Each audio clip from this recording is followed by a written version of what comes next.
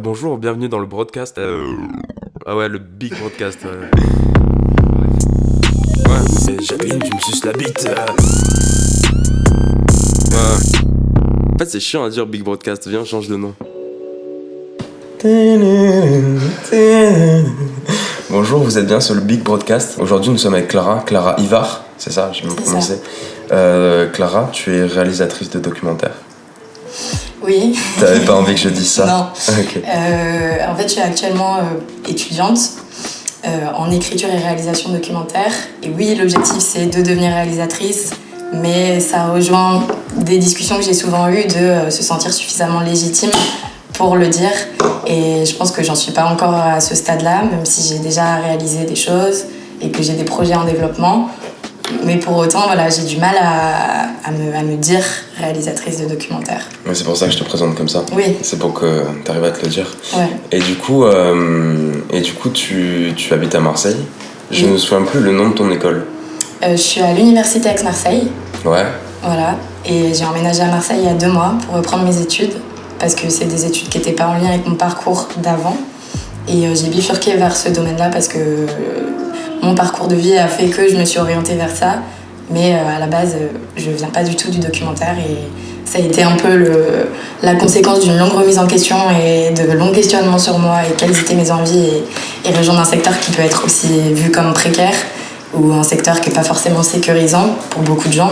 Et où moi j'ai décidé de me lancer et de changer de vie, changer de ville. Parce que qu'est-ce que tu faisais avant ? J'ai fait de la communication, donc ça n'avait rien à voir. C'était des choses beaucoup plus concrètes où l'emploi est beaucoup plus facile, j'ai envie de dire. Et j'ai aimé ça vraiment, mais à un moment donné je me suis dit oui, mais en fait je m'y retrouve pas complètement. Et il y a beaucoup de gens aujourd'hui, je pense, qui restent dans quelque chose qui les sécurise, que ce soit un métier, que ce soit un choix de vie, que ce soit plein de choses, alors qu'ils s'y retrouvent plus forcément, mais juste par peur de se lancer dans quelque chose d'un peu inconfortable, ils vont refuser de le faire. Et moi, j'ai décidé Du coup, toi, t'as décidé d'arrêter. Et j'ai eu des transitions, j'ai fait de la production, cinéma, des études là-dedans. Et en fait, j'y étais toujours pas parce que ce que j'aime, c'était la création. Et qu'il fallait que je l'accepte et que je me lance, quoi. Ok. Et j'ai du mal à voir parce qu'il y a beaucoup de gens quand même qui font du BTS de com, tu vois. Qu'est-ce que vous faites en fait ? Toi, t'es allé jusqu'à la fin de ton BTS ? Moi, j'ai fait un DUT communication. Okay. Et c'est la même chose, c'était en 2 ans, pas tout à fait. C'est très professionnalisant, le DUT. Okay. Le BTS aussi, mais en DUT, on a des projets, etc. à mettre en place. Si tu veux, c'était très global dans le sens où ça va de faire des relations presse sur un projet, organiser un événement, communiquer sur un événement, enfin voilà, et tout ce qui est aussi community management, etc. Ok, d'accord. Donc c'est très global. Et donc du coup, tu disais que t'as quand même touché un peu à des trucs, t'as touché à la prod, ouais. À la réal, ouais. T'as touché à d'autres trucs ou pas dans l'audiovisuel ? Dans l'audiovisuel, majoritairement production et réalisation, un peu de l'écriture aussi, parce que j'écris un projet actuellement, une série documentaire. T'as envie d'en parler ? Ouais, bien sûr, avec plaisir. Et je la présente comme ça ? Bah ouais. Ok.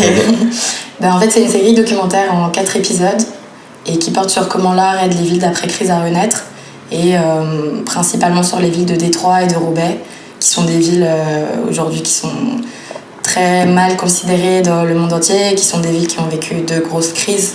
Les gens, ils sont au courant que Roubaix, ça existe ? Dans le monde entier ? Je sais même pas, honnêtement, et je pense que même en France, quand on te dit Roubaix, c'est... Bah moi, je l'ai dit hier, je sais même pas où ça se situe. Ouais, c'est dans le nord de la France, pas très loin de Lille, c'est juste à côté de Lille. Mais côté frontière belge ou... Ouais. Ok, d'accord. Et en fait, c'est une ville qui a subi une grosse crise de l'industrie textile dans les années 60 et qui a perdu plus de la moitié de sa population. Et c'est une ville aujourd'hui, on connaît Roubaix pour les faits divers, pour les films, pour les enquêtes spéciales, pour les choses comme ça, mais on connaît pas le côté positif de Roubaix, on voit juste la ville un peu meurtrie. Et moi, mon déclic ne vient pas de Roubaix à la base, il vient de Détroit. Parce que t'es allé, ouais, j'ai été à Détroit, j'ai étudié dans une ville qui était en face de la ville de Détroit, au Canada. Et en fait, tout le monde m'avait dit de ne pas aller à Détroit, que Détroit c'était une ville fantôme, que c'était un peu... J'aime pas dire ce mot, mais un peu ghetto. Et en fait, j'y étais et je me suis dit, ok, oui, il y a l'image que les gens en ont, mais il faut aussi y aller, il faut aussi voir. Et j'ai rencontré c'est ce que on en a déjà parlé, ce déclic vient de là, c'est d'avoir rencontré des artistes qui portent des projets qui font renaître une rue, un quartier, avec une vraie volonté de redynamiser l'image de la ville à une échelle, pour l'instant nationale. Mais moi, j'ai envie en fait de les valoriser aussi à une échelle un peu plus mondiale, même si encore une fois, ça rejoint ce que je te disais en début.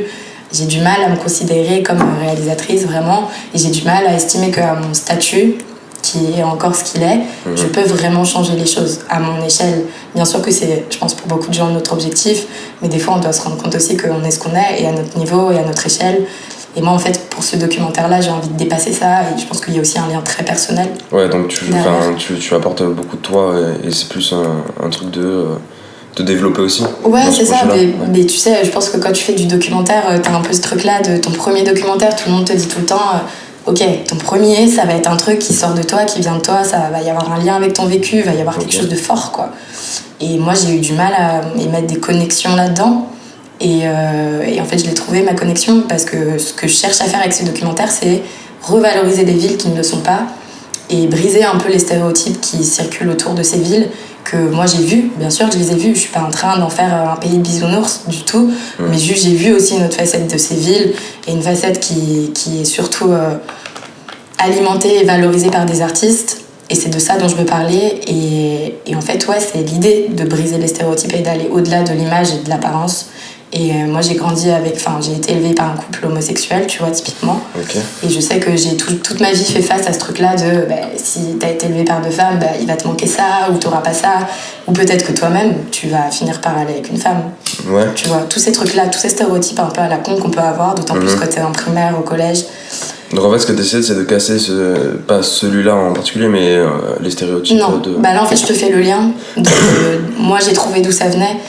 Quelle était mon envie derrière, ça a découlé de nombreuses discussions, hein. Et encore 2 ans, je t'aurais jamais fait le lien entre mon parcours de vie, mon éducation et ce projet, parce qu'en vrai ça paraît décousu, mais en réalité le lien est énorme, parce que ce que je cherche, c'est montrer plus qu'une façade, quoi.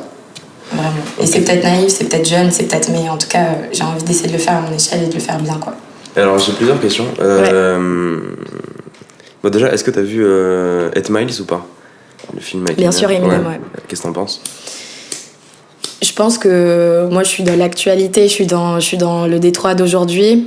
Je pense que ce film-là, il dépeint une autre réalité, très ancrée dans le milieu du rap aussi, qui est un milieu dont j'ai envie de parler dans mon documentaire, même si ça sera loin d'être le sujet essentiel et le sujet principal.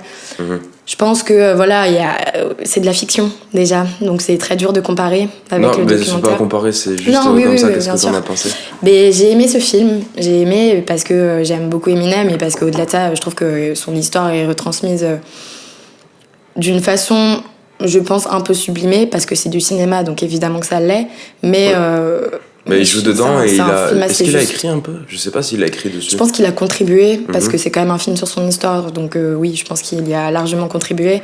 Après, j'ai un peu du mal, parce que si tu veux, ça reste du cinéma, et que pour moi, qui suis passionnée de documentaire et dans le documentaire, la fiction, c'est quelque chose... C'est pas que ça me plaît pas, si tu veux, mais c'est que c'est une autre réalité qui est montrée, et qui est pas forcément une réalité très actuelle ou très honnête. Après, c'est ça que les gens veulent voir aussi, toujours. Donc je pense que ce film, il est aussi orienté pour avoir des choses que le public aura envie de recevoir, tu vois. Il y a de ça. Ok, ouais, je vois. Mais parce que j'ai vu un débat sur les docu-fictions, justement. J'avais parlé avec un mec, et ouais, moi j'avais ce truc-là mais du coup, est-ce que c'est vraiment réel, etc. Et j'en ai jamais vu. Et il m'en avait conseillé, mais je m'en souviens pas du tout. Ouais. T'en as un ou deux qui te plaisent ou... Moi, j'ai des documentaires fiction, j'en regarde pas tant que ça, et c'est encore un format qui se développe, mais qui manque un peu. Après, oui, il y en a un qui m'a vraiment marqué, c'est le docu-fiction d'Alice Diop, qui s'appelle Vers la tendresse. Je connais pas. C'est incroyable, en fait. C'est Alice Diop, c'est ma réalisatrice préférée. D'accord. De documentaires. Et qui a été dans les cités pour interroger des mecs sur leur vision de l'amour et de la femme. Et donc ces mecs ont commencé à se confier. En France. Ok, d'accord. Ouais. Dans le 9-3. Elle est française, du coup? Elle est française, ouais, Ok. d'origine sénégalaise. Et en fait, elle les a questionnés sur cette vision de l'amour où les mecs se lâchent et disent des choses parfois très crues, parfois très dures, mais aussi parfois très belles. Et en fait, ils n'ont pas voulu montrer leur visage à l'écran.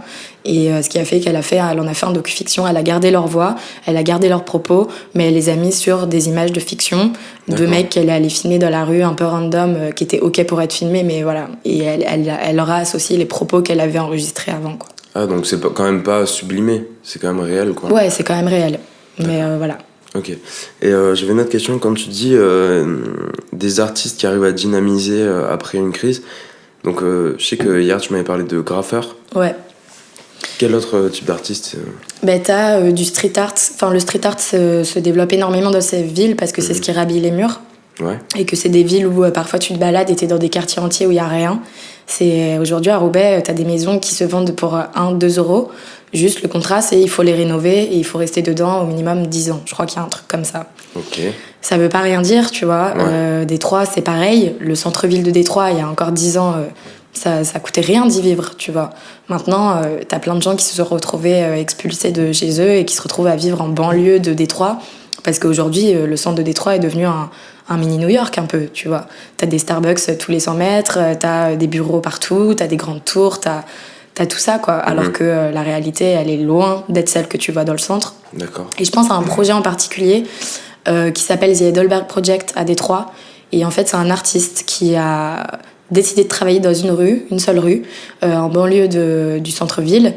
Et qui a habillé toutes les maisons de street art, et pas seulement, qui a travaillé avec des designers qui ont créé des œuvres d'art pour les mettre dans les jardins, les disperser dans les jardins devant les maisons qui étaient abandonnées.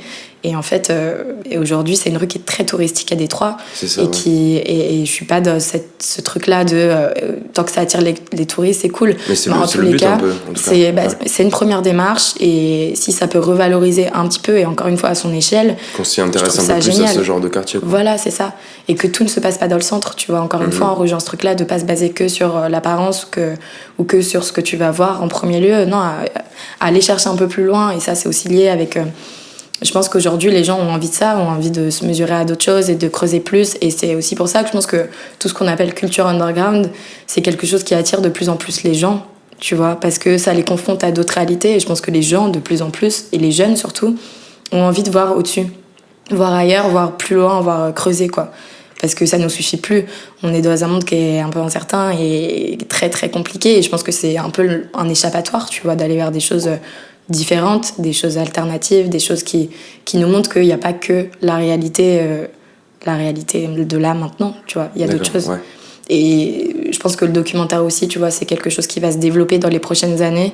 C'est que je pense qu'on parle souvent de gens woke, de plus en plus, de gens ouverts, de gens qui... Ça, c'est un sujet très actuel, c'est la déconstruction de soi. Ouais. C'est un sujet, il y a encore des années, c'était quelque chose qui n'était pas vraiment dit et parlé et discuté, tu vois. Je crois que c'était même pas, on se posait même pas la question de ça, en fait. Ouais, je sais même pas en vrai si le terme était déjà bien ancré. Et aujourd'hui, tellement de gens sont dans la déconstruction, tu vois, parce que on est poussé vers ça et on a de plus envie de ça. Et je pense que le documentaire, moi, c'est pour ça que je veux aller vers ça, c'est parce que ça rejoint ce truc-là de montrer autre chose et voilà. Et Et de je trouve faire ça connaître, génial. en tout cas, c'est ça. Et de faire connaître, voilà, de faire connaître. Et tu peux le faire par la fiction. Mais moi, j'aime le faire par le documentaire parce que j'ai besoin d'être ancrée dans le réel. Et le documentaire, c'est du cinéma du réel, comme beaucoup de gens l'appellent. Et ouais, il y a une raison derrière, quoi. Ok, d'accord. Et ça me fait penser à un sketch de Roman Frécinet, je sais pas si tu Oui, connais. bien sûr. Ouais. Ouais. Tu l'as vu, le sketch où il parle des plantes. Il dit qu'il Non, je aimerait l'ai pas être une vu. plante. Qu'il aimerait être une plante parce que un être humain, c'est trop de problèmes, parce qu'on doit s'accomplir dans nos vies, etc. Qu'on a un but à atteindre, etc. Et que lui, ouais, il veut juste être une plante, quoi. Il veut rien faire toute la journée, juste prendre le soleil, etc. Oui, mais si, ok, Ouais. c'est bon. Ouais, ça Et me je dit pense que quelque c'est chose. ça, comme ça qu'on pensait avant. C'est un truc, tu sais, un peu le truc du. Bah, moi, en tant que mec, je le vois comme ça. Un truc de. Tu vois pas, à l'époque, un père dépressif, tu vois. C'est un mec qui va tout prendre sur lui, etc. Alors qu'aujourd'hui, ouais, t'en vois plein des dépressifs. Enfin, en tout cas, moi, dans ma famille, ils sont quand même restés super vieux jeux sur ça, tu vois. Ok. Et c'est le truc un peu, tu sais, tabou. Mais là, aujourd'hui, on en parle de plus en plus. Et Et j'ai l'impression que même les darons d'aujourd'hui, ils sont, il y a un peu plus un but à atteindre, etc. Ouais. C'est-à-dire que pour toi, il y a une certaine pression qui est mise, enfin, pas forcément pression négativement, mais il y a un certain cadre qui est encore là. Ou qu'est-ce que tu entends par... Dans ma famille, par exemple? En général, quand tu dis les gens sont... Tu sais, t'as le truc un peu vieux jeu de le daron qui va taffer tous les jours, qui va prendre sur lui que il va tout donner son bonheur aux autres et lui il va prendre sur lui et etc. Et du coup et aujourd'hui c'est plus du tout ça, quoi, tu vois. C'est un truc de s'accomplir, de plus après je sais pas, tu vois, c'est d'autres générations, on peut pas trop parler de ça avec ces gens-là parce que on va passer un peu pour les bobos de tu vois, les bobos de moi je veux m'accomplir personnellement, etc. Ouais, mais ça, tu vois, c'est un sujet intéressant que j'ai envie de rejoindre aussi. C'est pourquoi avoir besoin de se justifier dès que tu rentres dans un échange qui est un peu... pas à la recherche d'un idéal, tu vois, mais dès que tu rentres un peu dans ce truc-là de mais pourquoi on déconstruirait pas et pourquoi on tendrait pas plus vers ça ou tout de suite, on se dit... Putain, mais quel discours de bobo, tu vois. Comme si il fallait rester ancré dans la réalité et s'y faire et avancer avec... Et qu'avoir envie d'autre chose, c'était synonyme de trop réfléchir, trop penser. Peut-être que non, en fait, tu vois. Peut-être que c'est les gens qui pensent pas assez, tout simplement. Après, là, on a le truc de... on dit... moi, j'ai dit un peu vieux jeu, etc. Ouais. Et toi, t'as dit... eux, on a dit qu'ils nous voient un peu comme des bobos, etc. Mais en fait, moi, clairement, quand je parle de ça avec certains potes, ils me disent, mec, arrête de réfléchir trop, quoi. C'est bon, genre, qu'est-ce que... Tu vois, ils ont pas d'objectifs à vouloir s'accomplir, ils sont juste heureux, ils se posent pas de questions, tu vois. Ouais. Je pense en fait au-delà de la génération, ça doit y jouer quand même la génération, mais au-delà c'est juste ta façon de penser en fait, tu vois. Oui, et je pense que même là, si toi qui écoutes le podcast t'en as rien à foutre du développement personnel, etc., tu vas pas te toucher du tout, quoi, tu vois, par ce qu'on dit. T'as froid ou pas? Non, ça va. Non, parce qu'il y a ok, ça marche. Donc avant t'as fait de la prod. Ouais. Qu'est-ce que tu as produit, comment ça se passe, etc.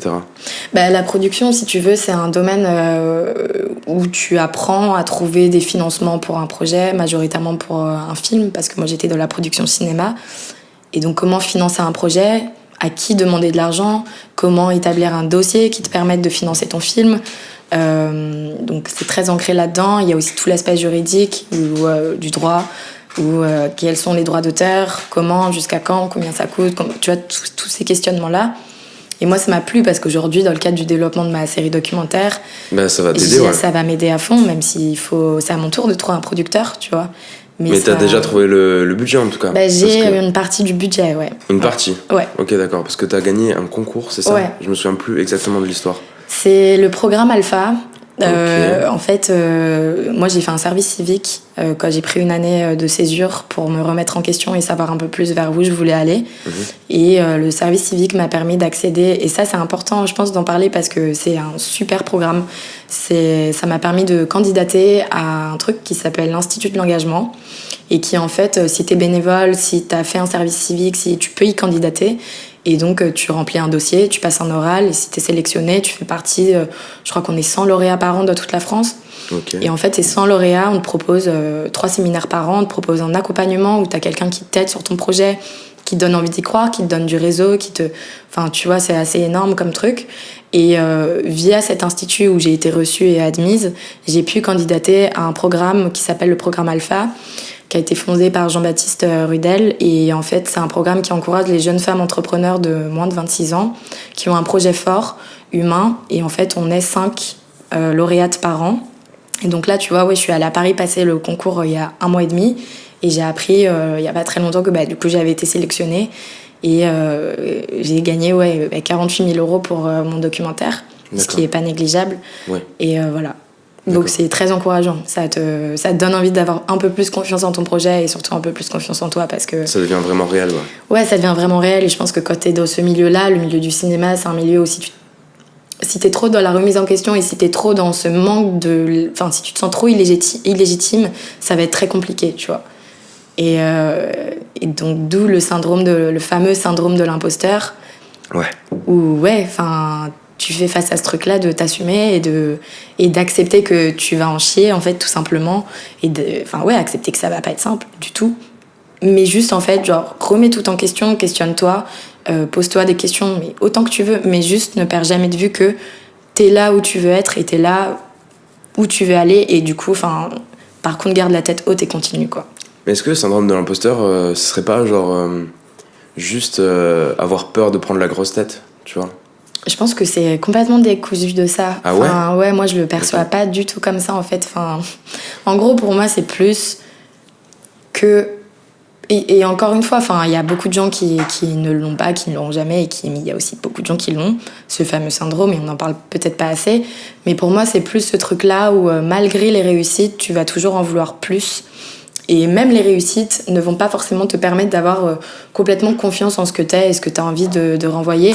Tu vas continuer à te questionner, alors que pourtant, il y a tout qui te réussit, quoi. Et tu vas jamais être capable de dire « Ok, là, j'ai atteint un stade où je peux être fière de moi, où genre, c'est génial et j'aime le dire aux gens et j'aime pas m'en vanter parce que on associe ce truc-là à un truc négatif, mais juste, ouais, porter ton projet, le dire haut et fort. Être fier. Être fier de toi, voilà. Et le syndrome de l'imposteur, c'est ce truc-là où tu te sens jamais vraiment à ta place et où en permanence tu te dis est-ce que je suis assez bien ? Est-ce que je suis assez bien pour moi ? Est-ce que je suis assez bien pour les autres ? C'est beaucoup de questionnements, tu vois. Ça bouffe aussi, hein. Mais c'est ce truc-là qui est... Ça va nous pousser aussi, tu vois. Ouais, ça pousse bien sûr. Mais non, moi ce que je voulais dire avec la grosse tête, c'est que est-ce que si... Moi, ce que j'ai un peu ce truc-là, c'est est-ce que si je lâche le syndrome et que j'arrive à être fier d'un truc, est-ce que je vais pas aller dans l'extrême et me dire... j'ai peur, tu vois, de faire un truc dont je suis trop fier et que je le montre trop.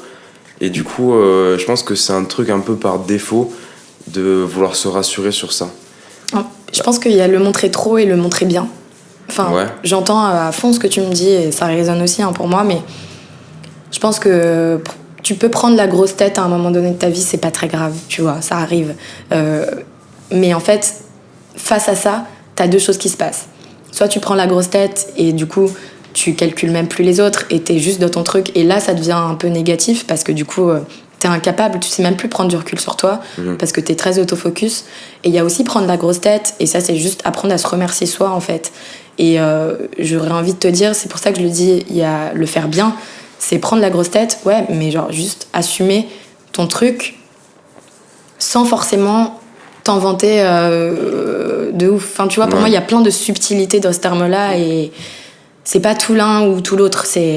Après, je vois ce que tu veux dire, mais je sais pas, je pense que il y a un peu plus de subtilité derrière, quoi, face à ça. Je vois. Mais ouais, c'est parce que... Qu'est-ce qu'il y a, Benjamin? Il va t'assommer, ce petit joint de CBD, là. Thug Life. Qu'est-ce que je voulais dire? Ouais, moi je respecte à fond. J'ai un pote, tu vois, qui a fait du cinéma. Ouais. Et il a toujours eu ce truc de se dire je fais la réalisation, je suis réalisateur. Enfin, pas toujours, mais de plus en plus. Et il le montrait. Moi, au début, je me disais, ouais, mais moyen, quoi, tu vois, parce que j'ai ce truc-là de. Ouais. Toujours être un peu plus humble que tu devrais l'être, limite, quoi. Ouais. Et il y a une prof, j'avais une prof d'art plastique qui me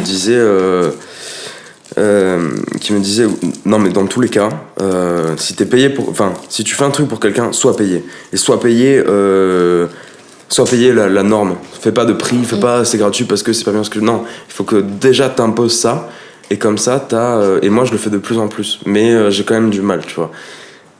Surtout question monétaire, etc., de faire payer, alors que généralement en plus c'est si tu fais un truc pour tes proches ou quoi, alors t'as du mal. Mais en fait dans les métiers artistiques c'est un peu ça, tu vois, c'était un peu une guerre d'ego, de trucs du coup c'était comme mon briquet, Benjamin. T'as toujours une guerre d'ego, de trucs de je sais pas trop quoi, t'as un espèce de mème sur internet, c'est l'artiste il a deux moods dans sa vie, c'est trop bien ce que je fais, ou alors c'est trop de la merde, je suis une pauvre merde, etc., tu vois.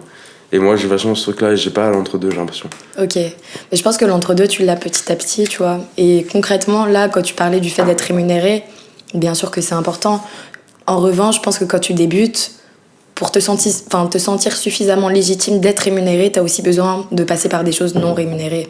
Et moi c'est ce qui m'est arrivé l'année dernière, il y a 2 ans maintenant, c'est que j'ai accepté un projet pour une assoce où j'ai réalisé un documentaire sur l'éducation entre 2 écoles, une à Guédiawaye au Sénégal et une à Belleville à Paris. Et typiquement, j'ai pas été rémunérée comme j'aurais dû l'être, évidemment, tu vois, j'ai été défrayée. J'ai eu un peu aussi, mais c'était pas du tout le salaire de... Même pas d'une jeune réalisatrice. Enfin, je veux dire, c'était plus à l'amiable, tu vois. Et c'est vrai que je me suis posé cette question de, en fait, je me sentirais peut-être plus légitime dans le projet s'il y avait rémunération derrière. Et à la fois, aujourd'hui, avec du recul, je remercie ce projet parce que si demain, je vais demander à être payée, c'est parce que j'ai fait ce projet qui m'a donné suffisamment confiance et qui m'a donné de la matière pour demander à être payée plus tard, tu vois. Surtout que si t'es payé, t'as une pression en plus de ok, il faut absolument que je fasse ça bien et que je me donne à 100% parce que là je suis rémunéré. Oui. Alors que dans les autres métiers, tu les as pas ce truc-là. Ouais, parce que quand t'es banquier, tu vas être payé de temps. Et après, c'est ta conscience, etc. Mais en fait, je pense que c'est ça. On a le truc de. C'est tellement une passion que tu vois pas comme un métier. Ouais. Tu dis en fait je mérite pas ça parce que moi c'est juste du kiff, tu vois, c'est juste du kiff, j'aime trop faire ça et tout, je mérite pas vraiment d'être payé autant, mais en fait non, c'est juste ton métier, tu vois. Ouais, et l'art c'est aussi important que tout. Bien sûr. Je pense que c'est super important. Mais puis ne pas le divertissement délaisser... en général, tu vois. Ouais, bien sûr. Et ne pas délaisser l'aspect passion, parce que à cause de l'aspect financier, on délaisse parfois ce truc-là de rester dans ce qu'on aime, tu vois. On se met un peu la pression. Typiquement, je suis étudiante, là, actuellement, alors que j'étais jeune active l'année dernière et mon salaire n'était pas le même. Et là, tu te retrouves à parfois galérer un peu et tu te dis, putain, est-ce que vraiment je fais bien de faire ça, tu vois? Est-ce que vraiment ça va m'amener quelque part? Et en fait, moi, j'ai juste décidé d'arrêter de me poser toutes ces questions-là et de me dire, c'est là où je veux être et j'aime ça, j'aime ce que je fais. Et tu vois, je l'ai ressenti beaucoup l'année dernière. Je vivais à Paris, qui est quand même une ville où... c'est tout le temps, ça bouge, il se passe toujours des choses. Et j'étais vraiment, pour le coup, personnellement, dans cette démarche-là de métro, boulot, dodo, parce que j'étais en service civique, mon salaire était faible, donc j'ai pris un autre job à côté où je travaillais dans un resto et je faisais des semaines de 56 heures pendant 4 mois, tu vois. Putain, ouais. Et en fait, je me suis dit, je fais des semaines de 56 heures pour que mes 2 salaires accumulés, ça représente un SMIC. Et t'as beaucoup de gens qui me disaient, mais t'es folle, tu vas t'épuiser, Ben ouais, mais non, parce qu'en fait, ça fait peut-être très la petite maison dans la prairie, mais en fait, je me levais le matin et je me disais, je sais pourquoi je le fais. Je sais qu'à côté, je vais bosser mes dossiers, je vais essayer d'être prise en master. Et à côté, en fait, je vais aller vers le doc et je vais faire du cinéma. Et ça, il n'y a rien qui me rendait plus heureuse. Et en fait, c'est pour ça que je perçois pas le futur comme un salaire, je perçois pas le futur comme une stabilité. Je perçois le futur comme déjà me trouver moi, faire ce que j'aime. Et le reste, pour moi, c'est un peu... pour l'instant, en tout cas, j'évoluerai sûrement, hein, mais pour l'instant, c'est pas ma priorité. Et je pense que, tu vois, j'ai déjà eu cette discussion-là avec des amis qui ont fait typiquement des écoles de commerce et qui aujourd'hui ont un CDI, un bon salaire. Mais quand je leur demande, ouais, mais est-ce que vraiment, quand tu te lèves le matin, t'es trop heureux d'aller travailler? La réponse, elle est quasi unanime, c'est non, mais tu sais, il y a le CDI, il y a peut-être l'appart que je vais acheter, il y a le salaire, le bon salaire. Il faut faire ça, parce que voilà. Sinon tu t'en sors pas et il faut travailler. Non, en fait, c'est pas ça, tu vois. Ouais. C'est ça. Et moi, je sais que c'est un sujet que j'aimerais traiter dans le cadre d'un doc. C'est aller rencontrer aussi cette jeunesse-là qui a envie de sortir de ça et qui se met en danger parfois ou qui va vers des choix d'études qui te destinent probablement à quelque chose de précaire, mais en tout cas qui sortent de la construction et de l'éducation qu'ont pu te donner tes parents de stabilité financière, émotionnelle, tu vois. Et ça rejoint ce truc-là de développement personnel où aujourd'hui, on te met la pression d'être heureux. Pour moi, aujourd'hui, vraiment, t'as une pression d'être heureux. Et c'est ça qui te rend parfois malheureux, c'est qu'à force de te dire « il faut que je sois bien », tu sais même plus quand tu l'es ou quand tu l'es pas. Et tu vois, t'as ce truc-là un peu ambivalent de « je me situe où », quoi. J'avais jamais entendu de mots sur ça, mais ouais. J'avais déjà pas mal réfléchi à ça, ouais. La quête du bonheur, etc. Ouais. J'aimerais bien plus m'intéresser sur ça. Mais j'ai l'impression que tu le fiches toi-même, la quête de ce que tu veux. Le bonheur, c'est pas un truc universel, en fait. Tu vois. Non. C'est comme l'amour, les trucs comme ça. Bien sûr. Personne n'a jamais trouvé une réponse, parce qu'en fait, il n'y a pas de réponse, c'est toi, tu vois. C'est toi, et bien sûr, et t'es tellement seul là-dedans. Et pourtant, c'est tellement les autres qui contribuent à définir aussi ton bonheur, tu vois. Donc ça se contredit, dans un certain sens. Tu vois, il y a ce truc-là de t'as envie d'être heureux pour toi, t'as envie d'y arriver tout seul, et en fait, tu te rends compte que c'est très déterminé par les autres, et là, tu te dis, putain, fais chier parce que j'aimerais bien y arriver, mais en fait, toute ta vie, t'auras des barrières, et c'est ça qui retarde la quête, en tout cas, cette trouvaille du bonheur. Moi, personnellement, je pense qu'il n'existe pas. Mon bonheur, je le trouve au quotidien, dans des moments de stabilité ou des moments de... juste où je suis bien, en fait. Et j'ai pas envie que ce bonheur, il dure 1000 plombes, il dure 2 mois, il dure 3 mois pour me dire, ok, là, je suis vraiment heureuse, là, c'est vraiment le bonheur parce qu'il n'y a aucun problème. Non. En fait, c'est ça, c'est à un moment donné de ta vie, te dire, Là, je suis en soirée avec mes potes, je suis sur la plage, il y a un coucher de soleil de fou, on a des bières, je suis bien. Bah là, je crois que je suis heureux. Et c'est ma forme de bonheur et c'est mon instant de bonheur à moi, tu vois. Et juste, des fois, il faut savoir aussi... accepter le bad. Accepter ça, accepter le bad, bien sûr, accepter le bad, tu vois. Moi aussi... Pour en revenir à Roman Frécinet, je suis vraiment fasciné, du coup, par cet homme. Ouais, il est très cool. Ouais. Qui dit... dans la vie, t'as des hauts, t'as des bas, mais le plus dur, c'est d'être au milieu, en fait. Ouais, tu vois, d'être dans un truc neutre où il se passe rien. T'es pas heureux, t'es pas triste, etc. Et en fait, je pense que tu peux pas être heureux toute ta vie, c'est chiant. Non, c'est chiant. Il faut que t'arrives à faire... Puis ouais. même dans le bad, etc., tu trouves quand même beaucoup d'inspi. Le bad te remet tellement en question, sur plein de choses. Moi, j'ai connu une phase très sombre, alors que je suis quelqu'un d'assez solaire, honnêtement, parce que j'essaye de l'être et parce que c'est comme ça que moi, je m'y retrouve aussi, tu vois. Et pourtant, j'ai connu des moments de bad et des gros moments. Et en fait, c'est dans ces moments-là que j'ai pris les décisions les plus ouf de ma vie et où je me suis le plus questionnée et j'ai trop avancé, quoi. Et je les regarde maintenant et je me dis, on en aura tous, mais c'est trop riche, c'est trop cool. Ça te pousse, quoi. Ouais. Alors, pour qu'on explique aux gens, quand même, on s'est rencontrés hier soir. Ouais. Et quand t'as commencé à me parler de ce que tu faisais, le documentaire, etc., ça m'a super intéressé. Je me suis dit que ça serait super intéressant de t'interroger aujourd'hui. Et t'as accepté, quoi. C'est ouf. C'est ouf. T'arrives à prendre des choix comme ça dans ta vie? Ouais, assez direct, assez frontal. En fait, je me dis juste que... c'est pas un choix de ouf non plus, non, mais si, c'est déjà une démarche, tu vois, de se mettre un peu à nu, face à des gens que tu connaissais pas la veille. Ouais. Et oui, bien sûr, parce que là, on rentre dans des choses assez personnelles et tout. Et en même temps, moi... ça a pas l'air de trop te gêner, ça me gêne pas, parce que j'ai vraiment été élevée avec une phrase... Putain, j'ai l'impression d'être Gandhi, genre... Je vois Ben, il est là, ouais. Non, mais j'ai été élevée avec cette phrase, c'est genre... il vaut mieux vivre ses rêves que rêver sa vie. Et moi, j'ai eu une longue période où j'ai un peu rêvé ma vie. Et là, en fait... Mais cette phrase, je la vois en italique, en blanc, sur des fonds pailletés. Exactement. De groupes de boomers de 46 ans. Mais il y a de la vérité si ça persiste. Il y a quand même de la vérité derrière, tu vois. Franchement, oui. Et du coup, ça rejoint ce truc-là d'avoir accepté. C'est que maintenant, je me dis, on y va, quoi. On s'en fout. Il n'y a pas de... C'est pas une question de contrepartie, c'est pas une question d'attente, c'est pas une question de...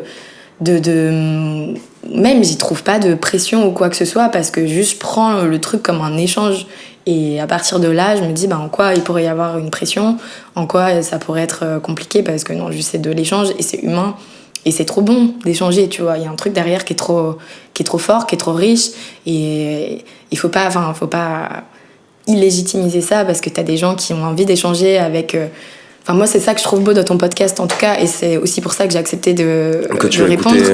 Que tu as écouté pas mal, d'ailleurs. Oui, bon. Voilà. Non, dans le concept. Mais non, mais tu vois, dans le concept, parce qu'il y a ce truc-là de pas aller forcément vers des gens qui ont un parcours extraordinaire, qui ont atteint une certaine carrière et qui ont une prestance sociale ou des choses... Non, genre, toi, tu vas juste parler avec des gens de façon totalement... tranquille, tu vois, posée, et t'attends pas que les gens soient des gens non plus de ouf. Je sais pas ce qu'il y a derrière des gens de ouf, mais t'es juste dans une réalité, dans un échange. Justement, moi je me suis dit, dans le fond de moi, je me suis dit, vas-y, je vais interviewer des gens. Enfin, interviewer, c'est un mot que j'aime pas trop dans ce truc, parce que c'est pas trop ça. C'est plus t'entretenir, quoi. Ouais. Échanger, ouais. Échanger avec des gens, pas forcément ultra connus, etc., mais que je respecte ce qu'ils font, etc. Mais c'est vrai que quand même, petit à petit, je me dis, j'aimerais bien interroger des gens qui ont réussi, qui sont plus ou moins connus, mais prendre ça avec un truc de... que la personne en face de moi soit pas un surhomme, tu vois, montrer justement cette facette-là de... En plus, les podcasts, c'est très toi, et tu peux pas trop réfléchir aux questions, etc. avant. Je vais jamais envoyer les questions à quelqu'un avant. Bien sûr. Donc je me dis si j'arrive à avoir ce truc-là avec quelqu'un d'un peu connu ou quoi, tu vois.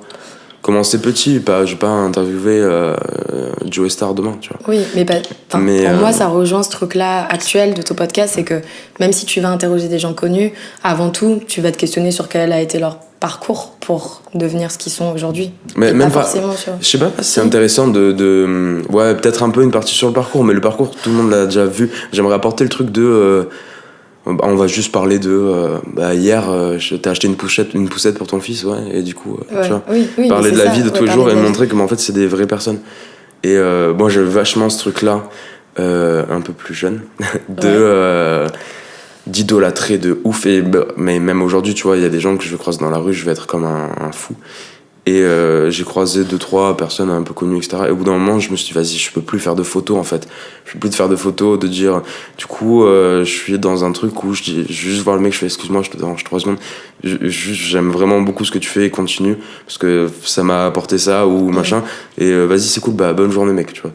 Okay. Et prendre un peu plus... Et je pense que c'est ça qui leur fait... Le but, c'est pas de leur faire plaisir, mais le truc de la photo, c'est juste pour la photo, tu vois. Ouais. Et tous les artistes le disent pas forcément, mais ça doit être ultra chiant au bout d'un moment de faire 15 photos par jour. Et parce qu'en fait, le vrai truc, c'est cette photo, elle va à qui ? Cette photo, ça va sur Facebook, c'est une ça preuve va sur de regardez. Et qu'est-ce qu'il y a derrière, en fait, Alors que ce qui serait intéressant, mais c'est dur quand t'es un fan d'aller aborder quelqu'un et de juste vouloir parler, tu vois. Parce que le mec, il va se dire, t'as un truc de, toi, t'es fan, tu connais sa vie, mais lui, il te connaît pas du tout. Et donc c'est dur d'aller... Moi j'aimerais bien avoir des discussions sans être fan, mais juste d'homme à homme, tu vois. Et d'homme à... d'humain à être humain. Mais et donc voilà, si un jour, je sais pas, Benjamin, si on arrive à interroger quelqu'un de connu, ce serait plus un truc de discussion de... Voilà. Parce que je trouve ça intéressant. Ouais. On tourne en rond depuis 5 minutes. Non, c'est beau. Ok, mais du coup, est-ce que je peux te poser une question ou pas ? Ou c'est que dans un sens ? Non, vas-y, c'est une discussion, vas-y, passe-moi un peu. Il a dit non. Ouais. C'est une question ? Non. Non, mais parce que t'as dit, est-ce que c'est gênant ? Non, c'est pas gênant. Non, c'est pas gênant. Moi, ton parcours à toi, du coup, là, il t'a amené à faire ce podcast, tu vois. Ouais. Est-ce que c'est pas... toi, t'en es où de... Parce que ça, on devait en parler, on en a parlé, mais face à ce syndrome-là de l'imposteur un peu, dans ta vie actuelle, comment tu vois les choses et comment tu remets ça en question ? Ça dépend... c'est dur. Ça dépend des projets que je fais, mais je te dis, moi, j'ai un truc très bipolaire sur ça. Ouais. Je finis un truc, je me dis, putain, ça tue sa mère, ce que je viens de faire. Oula, mais attends, fais attention, là, tu t'es trop fier de toi, là, c'est un peu chelou. Je sais que, quand même, il y a un peu d'ego dans ce que je fais, et moi, je suis persuadé que tous les artistes ont un ego supérieur à la normale, tu vois. Et à un certain niveau. Mais et donc voilà, j'ai très peur de ça en fait, moi, c'est de prendre et je respecte énormément les artistes qui percent et qui prennent pas la grosse tête, quoi. Ouais. Et pour moi, je pense que c'est un défi autant que percer, tu vois, de garder les pieds à terre, etc. Et attends, quelle était ta question ? Où j'en étais ? Parce que je suis parti sur autre chose en même temps. Je suis très fatigué. Où j'en étais par rapport... Ouais, ça dépend des projets que je fais. Tu vois, le podcast, quand on a commencé, je me suis dit, en fait, j'ai envie de le faire. Je vais contacter Ben. Je vais dire, vas-y, viens, ça te tente ou pas ? On le fait. Et j'avais zéro attente derrière. Je ne devais pas poser plus de questions que ça. J'ai écouté, je fais, ah ouais, c'est vraiment cool quand même. Ça me plaît et je m'y attendais pas. Et maintenant, j'attends de savoir si ça va plaire aux gens. Parce que là, à l'heure où on parle, on n'a toujours pas sorti. Ouais. Et d'ailleurs, putain, on peut en parler de ça. Les gens, en fait, on a annoncé sur Instagram. Aujourd'hui, on a annoncé qu'on faisait un album, en fait. Okay. Et donc, les gens sont persuadés qu'on va faire un album de rap. Tu vois. Ouais. Je vais te montrer la photo de la cover. En fait, on est complètement transparent sur ça. Ouais. On devait sortir un épisode aujourd'hui. Je peux en parler de ça. Mais oui. Non mais je sais pas, je demande à mon... que Ben, c'est un peu genre... Là, je demande à mon manager. Ouais, c'est ça. Ouais. Et en plus, c'est sur une chaise un peu plus élevée. Ouais. Intimidant, quoi. Non, en fait, on devait sortir un épisode aujourd'hui et on a eu beaucoup de retard. Enfin, j'ai merdé, ouais, c'est plus moi, mais bref. On va pas le dire. Bref, et du coup, on s'était dit... Et Ben, hier, il me regarde, il me fait... en fait, t'as annoncé qu'il y a un truc qui sortait à midi, mais on n'a jamais dit ce que c'était. Donc, vas-y, viens, on fait une pochette, tu vois. Il m'a dit ça, je sais pas, hier soir, à 5h du mat', quoi. Ouais. Et ce matin, on s'est levé, on a dit, ouais, vas-y, c'est bon, on fait ça, on n'a pas d'autre solution, de toute façon. Et tout ça pour ça, je me suis encore perdu. Non, mais pas du tout, mais c'est peut-être parce que je suis aussi dans ma démarche d'étudiante en documentaire, je ne dirais pas réalisatrice. Mais tu vois, il y a ce truc-là de pourquoi... Qu'est-ce qui te plaît dans le fait d'avoir plus des mots que des images, tu vois? Dans le podcast, il y a ce truc-là de pas voir et de juste entendre. Qu'est-ce qui, toi, Ah ouais, mais alors ça, je te l'ai pas dit, mais moi, je montre pas mon visage. Ok. Du coup, ça peut être bizarre quand on entend ça, tu vois. Mais non, moi, je montre pas mon visage. Et ah putain, ça rejoint de ouf sur le truc de la célébrité, etc. Parce que je me dis, si un jour, je suis ultra connu... non, si un jour, je sais pas, tu vois, il y a quelqu'un... je sais pas, un pote qui me voit, qui fait ah, c'est toi qui as fait le podcast, hein. Mais non, en fait, je veux garder ce truc là de je respecte tellement, tu vois, des artistes comme Banksy. Ouais. Mais Banksy, ça c'est un gros débat, tu vois, pour les graffeurs, etc. Ouais. Mais pour moi, Banksy, c'est vraiment l'artiste du siècle, en fait, je pense, honnêtement, hein, tu vois, ou peut-être dans le top 3 au moins. Ouais. Et je respecte tellement ces gens-là, tu vois, Népal, Kekra, voilà, référence rap. Non, des artistes qui sont percés. En fait, quand t'as ça, t'as tous les avantages d'être célèbre et t'as pas les défauts de on te reconnaît, voilà. D'ego ou de. Enfin, parce que du coup. D'ego. Et j'en parlais, tu vois, Stupéflip. Ouais. King Ju, il disait, et dans un son, il en parle, il disait. En fait c'est un peu chiant parce que moi je suis en soirée avec des gens, je dis bah ouais c'est moi King Ju qui chante ça, il en parle dans une chanson, je sais plus comment elle s'appelle la chanson, et il dit bah c'est chiant, je suis en soirée, je dis ouais bah c'est moi qui chante ça en fait, et les mecs le croient pas en fait, les mecs le croient pas, ouais. Tu vois. Et donc lui là c'est un problème d'ego, tu vois, de putain mais regardez je sais quand même, tu vois, et d'un côté le fait d'être masqué etc ça peut-être c'est ça, j'aurais pas ce problème-là d'ego si un jour, voilà. Ok, je comprends. Ouais. D'où le podcast. Ok. D'où le podcast. Après le podcast, j'ai vraiment fait sur un coup de tête, pour être complètement honnête. Et c'est vraiment un exercice que je surkiffe, tu vois. C'est dur. Mais c'est trop cool, mais c'est dur. Enfin, je pense. En fait, ce qui est cool, c'est que c'est pas dur, tu vois. Je dis pas que... Oh putain, ça fait tellement le mec. J'ai pris du recul sur ma phrase. J'ai pris du recul sur ma phrase juste après la partie. Non, en fait, c'est que je me suis pas mis de pression du tout. Je me suis dit, on va le faire, on va voir. Et je me suis dit, en fait, pour un premier jet, c'est cool, tu vois. Après, je sais que déjà, d'émission en émission, je sais pas si ça se ressent quand on l'écoute, mais moi, je suis beaucoup plus à l'aise, tu vois. Après, j'ai toujours le truc de début d'émission, je suis un peu stressé, tu vois. Oui. Mais là, par exemple, pour le moment, je suis ultra à l'aise. Okay. Et je sens que c'est un exercice, je réfléchis pas, je suis tu vois, je suis pas un mec très qui travaille trop et tout. Et donc c'est très naturel en fait. Ok. Tu vois, je discute, il y a pas de ligne conductrice, il y a pas de, tu vois. Du coup ça me plaît carrément. C'est un échange libre quoi. Ouais, on est passé en mode interview de moi. Ouais, pardon. non, mais il n'y a pas de souci, mais je sais pas si ça va plaire aux gens. Mais Si, bien sûr. Ouais, en fait, j'ai noté des trucs sur mon téléphone, mais il n'y a rien qui passe il n'y a aucune transition cool à faire. Et sans transition. Sans transition. Ouais. Si le stress, il avait une odeur pour toi, ce serait quoi ? Ouais. J'ai pensé à ça cette semaine, je sais pas pourquoi. Je sais pourquoi. Parce que à mon travail, il y avait une odeur de bois brûlé horrible, limite moisi. J'allais dire et ça me stressait, parce que mon travail me stresse. Ouais, je me suis dit, attends, mais est-ce que si... Quand tu penses au stress, est-ce que t'as une odeur ? Vas-y, du coup. Je pense à un truc assez étouffant et anxiogène. Donc, un peu l'odeur du gaz, tu vois. L'odeur du gaz, ça serait ton odeur de stress ? Ouais. Ok. Un truc étouffant, tu vois. Où t'es un peu en mode... là, je peux plus. Oppressé ? Ouais. La transpi dans le métro, par exemple. Ça, j'aime bien. Non, je rigole. Trop chelou, ça, j'adore. Non, ça... Je sais pas, mais pour moi, les odeurs, c'est aussi un truc de fou. Et moi, j'aimerais bien qu'un jour, il y ait des films juste... Les odeurs, c'est un truc de fou. Juste à base d'odeurs qui sortent. Là, je pars loin, mais tu vois, pour moi, sans les dialogue. odeurs... Ouais, juste des odeurs. Où tu sois assis dans une salle avec un écran noir. Non, Ben, il se dit, elle est perchée, ça se dit. C'est très conceptuel. Mais tu vois, ouais, c'est très conceptuel, mais en vrai, les odeurs, ça veut dire beaucoup. C'est comme les sons, c'est comme... Enfin, tu vois... Et pour moi, les odeurs, c'est ultra important. Ça va aussi définir comment je me sens dans une ambiance, tu vois. Mais ça, c'est de plus en plus intégré au cinéma avec les Ouais, bien KDX, sûr. etc. Bah ouais, complètement. Et mais ouais, ils veulent, je sais pas, ils voulaient un moment sur les téléphones diffuser un peu un truc comme ça, tu vois. Ouais. Mais du coup, oui, Je pour pense répondre Ouais, vas-y. Pardon. Vas-y, Pour vas-y. répondre à la question de base, ça serait plus ça. Ça serait genre un truc étouffant. Parce que je vis le stress comme ça. Ouais, Ouais. ok.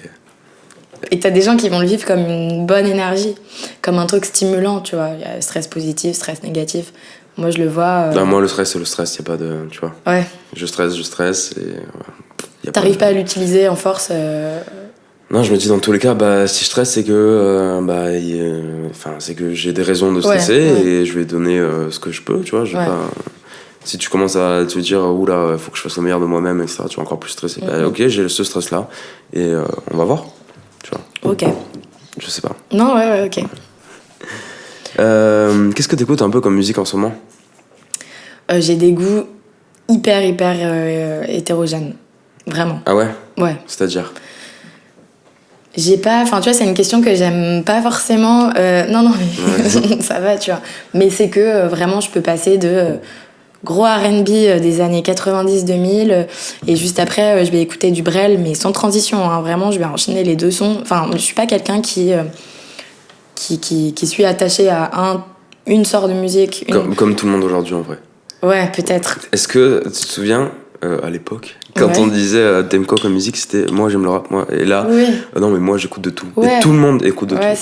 c'est vrai. Mais parce que ça nous fait voyager aussi, tu vois. Écouter de tout, c'est. Je pense qu'en fait, au-delà de ça, c'est juste qu'il y a trop de styles différents aujourd'hui Ouais. et tu peux pas dire j'écoute ça. Et tu peux même pas citer un artiste, il y en a trop. Enfin, tu vois, il y a ce truc-là d'abondance de tout aussi, un peu. Ah non, moi non, j'ai pas ça. Ah ouais. Non, Bah, moi, je l'ai en tout cas. Moi je suis très chiant sur la musique parce que comme les Netflix, tu vois. Ben, Ouais. c'est la même chose. C'est je vais regarder ce que je connais, je vais écouter ce que je connais. Et il va falloir me pousser pour que je Pour que découvre autre tu chose. sois assez curieux Parce que je pour me voir dis, autre chose. ouais, bah, je suis dans ma zone de confort, je me Ouais, dis, bah, ouais. je sais que c'est bien, je sais que je kiffe, et j'écoute, mais réellement, j'écoute depuis 5 mois les 3 mêmes artistes, tu vois. Ok. Et c'est nul, en fait, tu vois, de penser comme ça. Mais c'est comme les séries. Je sais que, moi, il y a des séries, je sais que certaines, je vais les regarder une fois par an, c'est sûr et certain. Et c'est un truc que je m'impose un peu, Ok. tu vois. C'est bizarre, hein. Non, Dit mais comme tu ça, peux- là, je me rends compte que c'est un peu chelou. Bah, Ouais. ça révèle des choses, tu vois. Aussi. Ben moi j'ai... Ah ouais, alors au-delà de ça, j'ai l'impression que c'est un point que je fais dans ma vie, Ouais. tu vois. Parce que tu reviens à un point chaque année, un peu comme le nouvel an, tu vois. Ou ton anniversaire, etc. Et moi, par exemple, la série qui me fait remettre un point, tu vois, c'est Oh I Met Your Mother. Ok. Tu Je connais très bien, oui. T'as regardé toutes les Oui. saisons? Ok. Ben, cette série, honnêtement, j'ai dû la voir 8 ou 9 fois, tu vois. Ok. Ouais, les 9 saisons, etc. Et je le regarde depuis 8 ou 9 ans, en fait. Ouais, j'ai dû le regarder plusieurs fois par an. Et en fait, il y a un moment, généralement c'est autour de novembre, tu vois, où je rethéma toute la série et putain, mais pour moi, cette série... Ah ouais, c'est vrai qu'on a un invité surprise. Ah Enfin, ouais non, c'est pas un invité surprise. Ah non, la pression. J'ai dit le guet-apens. Ouais, c'est clair. Non, c'est Père. Ok. C'est celui qui taffe aussi sur le projet. Ok, d'accord. Il Très vient bien. écouter un peu des émissions. Ok. etc. Cool. Et ouais, donc cette série, moi j'ai un truc ça parle de tout. Et j'étais vraiment. Moi je voulais être Ted, tu vois. Ouais. Je croyais en l'âme sœur, au destin et tout quand je commençais à regarder. Et là, du coup, je prends plus de recul quand même. Et ça me fait poser pas mal de questions. Et je me dis où j'en suis, quel est le truc, machin et tout. T'as pas un truc comme ça, toi? Un truc de point que tu rajoutes? Que j'ai besoin d'avoir tous les ans. Un moment un peu Ouais. réflexif. Ouais. Mais Besoin, c'est pas. Ouais, oui, un peu besoin. Mais c'est un peu trop. pour toi, c'est plus spontané. C'est un truc qui survient Ouais, comme ça. Où je tu me dis, dis, ok. oula, là ça va pas très bien, où j'en suis? Ah bah ouais, il faut que je regarde cette série. Parce Bah, que je sais que je vais me remettre dans le mood de l'année dernière et je me dis, ouais, tu vois. je vois ce que tu veux dire. Moi, je l'ai pas tellement, dans le sens où j'ai pas ce truc de je vais écouter ça, je vais regarder ça, Moi, mon point, il vient assez spontanément. Et j'ai un très fort déni aussi. Mais ça, on a tous. C'est-à-dire? Un très fort déni du point. C'est-à-dire quand je sens que je suis dans une phase où il faudrait que je remette beaucoup de choses en question et que je me pose 2 secondes et que, en fait, juste au lieu de me poser, je vais en faire d'autant plus. Et Bah, d'autant justement, plus actif, avoir un tu vois. point, ça permet de sortir de ce déni-là, Ouais. tu vois. Ouais, c'est vrai. Ça Mais te c'est pas force. facile à faire. C'est un vrai exercice, tu vois. Je pense. Bonjour, c'est Père.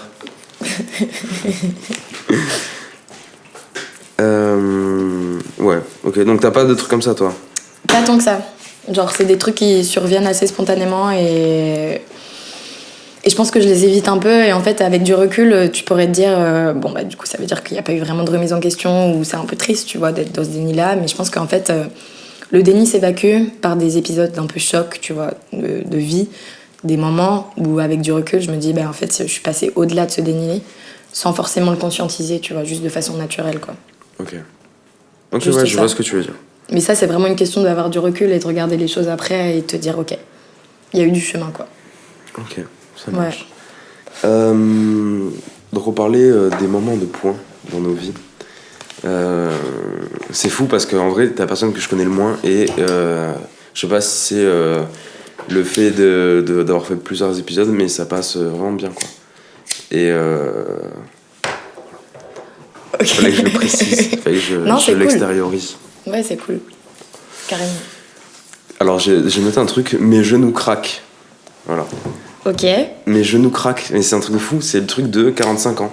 Mais je me lève le matin, mes genoux ils craquent. Je me baisse, mes genoux craquent. Est-ce que t'as déjà ton genou qui a craqué? Putain, le putain de débat, mec. Est-ce que t'as déjà tes genoux qui ont craqué? J'ai l'impression non. d'avoir pris un coup aux jambes. Et je te jure. Mais du coup, là, t'es en train d'essayer de rejoindre un sujet lié au fait de vieillir, non? Ah non, pas du tout. Ok. Vraiment, j'ai noté mes genoux craquent, c'est tout. Genre, y a pas Ok. de. Tu vois? Eh bah non, pas du tout. Jamais. Voilà. Bah voilà. Alors, merci à tous d'avoir écouté. À la semaine prochaine. Mais ouais, non, sincèrement, non, ça m'arrive pas. Parce qu'en vrai, moi, à la base, je suis très sportif, en vrai. C'est faux. En vrai, non. Et j'essaie de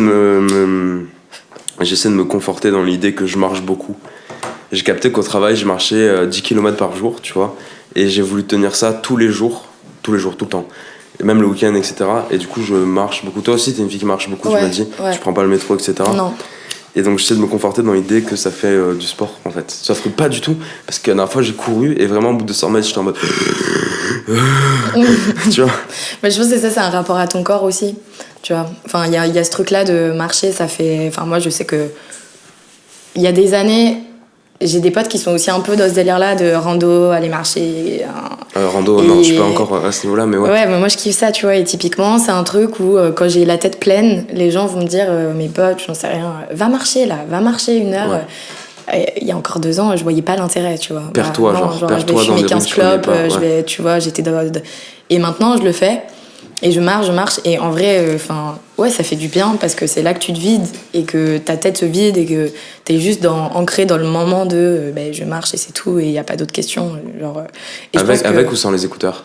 avec la musique, parce que ça accompagne cette espèce de truc un peu dramaturgique, tu vois, un peu cinématographique. Genre, Tu je suis le dans fais mon sans truc, ou pas? tu vois.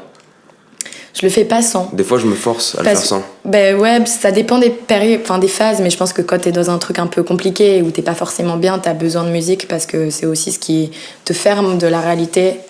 Et c'est une autre démarche d'y aller sans musique parce que du coup, Mais t'es attends, juste- mais c'est plus triste du coup. ben je trouve pas. Parce que quand t'as pas de musique, Et tu... le fait de s'enfermer dans sa réalité. Ben non, pour moi non, parce que tu vas marcher, t'as ta musique dans tes oreilles, t'es dans ton truc, tu vois, t'es dans ton problème ou t'es dans ta réflexion ou t'es vraiment... Et la musique accompagne ça. Et Donc là, carrément, il dessine en fait. ouais, carrément, il dessine. Mais du coup, ouais, je pense qu'il y a de ça. Et si je vais marcher et que j'ai pas mes écouteurs et que j'ai pas de musique, je vais juste me prendre tous les bruits, tous les sons, tous les klaxons, non, ça se dit pas, on dit klaxon. Enfin, tu vois, tous ces trucs-là qui peuvent un peu agresser, alors que quand je suis J'aime dans ma trop. musique, je suis dans mon truc, tu vois. Mais non, moi j'aime trop. Ouais, aussi, mais ça dépend dans quelle phase t'es. Quand t'es dans une phase où t'as juste besoin de te retrouver toi, moi, le monde extérieur, j'ai aussi besoin de me mettre dans ma bulle, tu vois. Ben, je suis pas d'accord dans ce que tu dis parce que le fait de pas avoir d'écouteurs, tu marches et du coup t'es obligé de réfléchir. Tu vois, t'as pas ce truc d'échappatoire. T'es obligé de te retrouver avec toi-même, t'es obligé de non, réfléchir. parce que pour moi, tu vas entendre des gens parler, tu vas avoir l'animation autour de toi, et du coup, tu vas un peu échapper au problème ou à la réflexion parce que tu vas plus te focaliser sur ce qui se passe autour de toi que sur ta musique, aussi simple soit-elle, tu vois. Et du coup, il y a ce truc-là pour moi où non, ça te sort de ça parce qu'il y a plein de choses qui se passent autour de toi et que du coup, tu regardes ailleurs au lieu de te regarder toi, tu vois.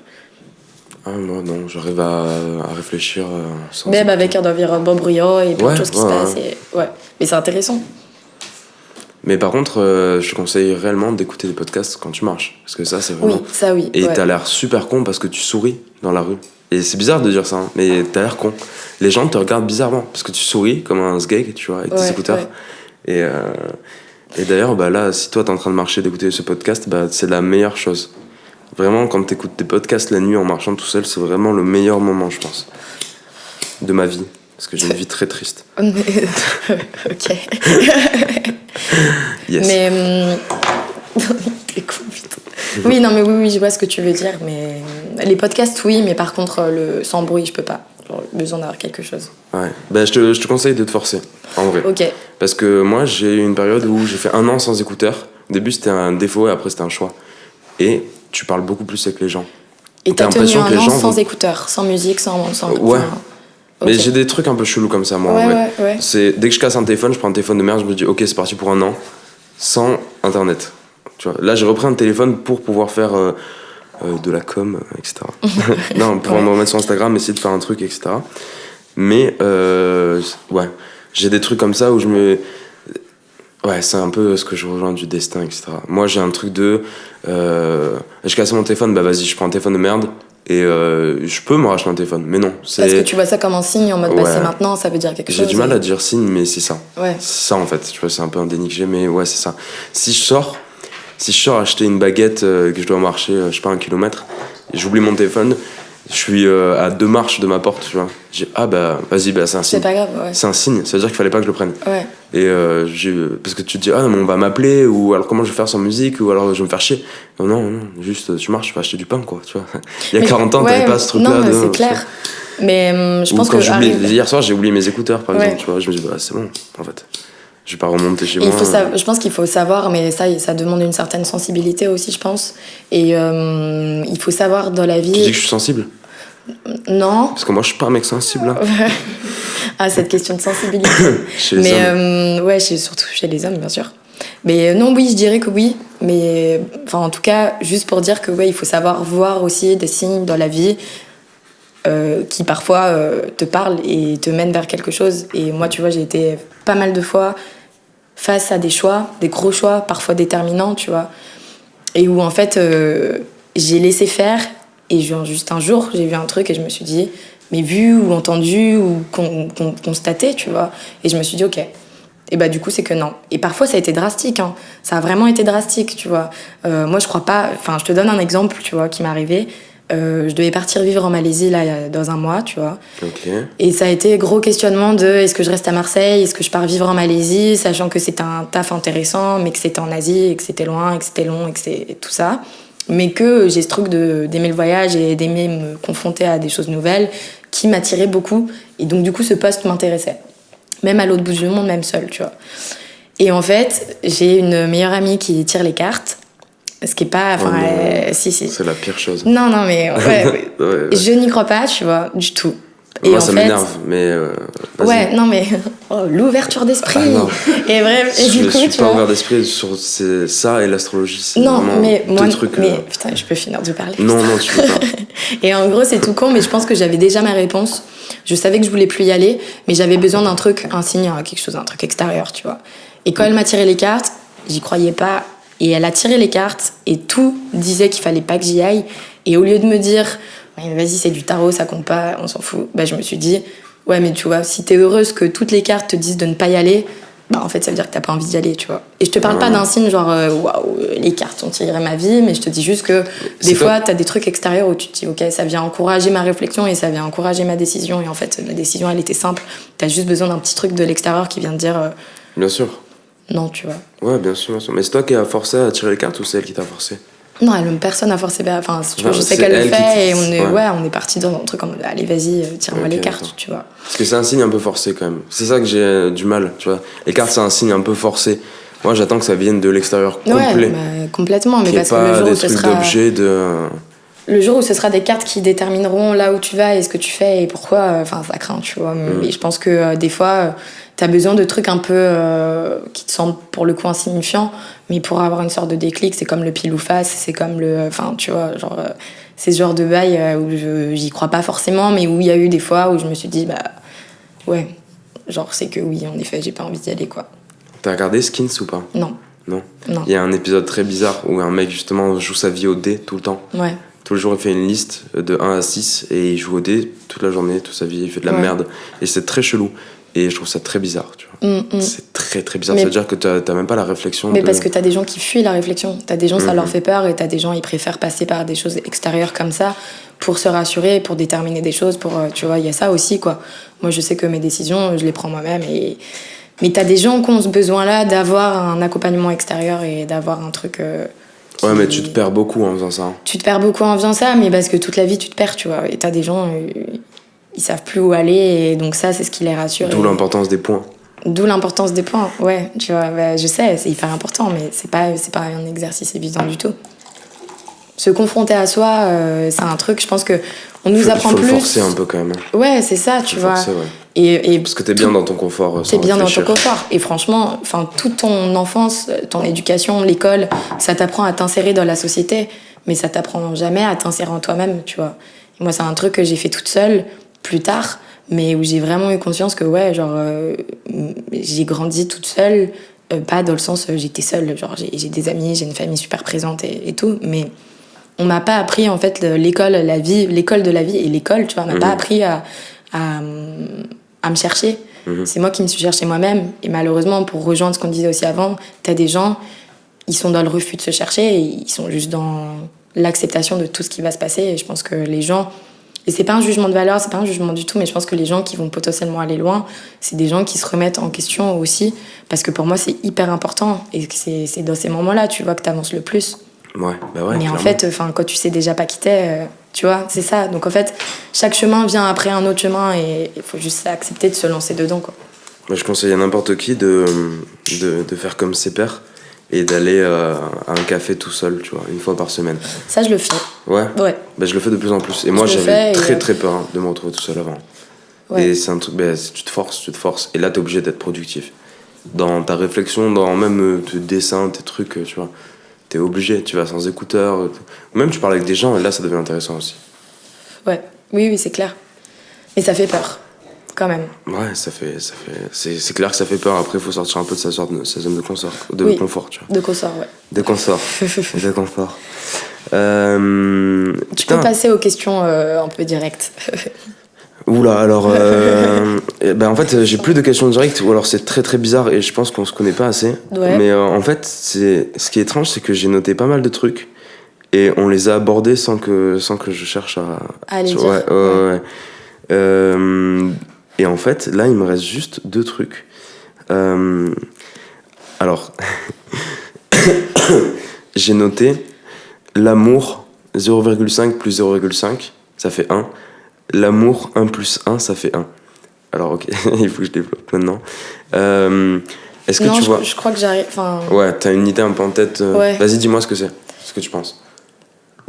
Pour moi, c'est ce truc-là de voir 2 personnes, comme en effet 2 personnes font quelque chose, et en fait, on tend à oublier que en fait, tu restes déjà tout seul avec toi, et que 1 plus 1 ne doivent pas faire forcément 2 à tout prix.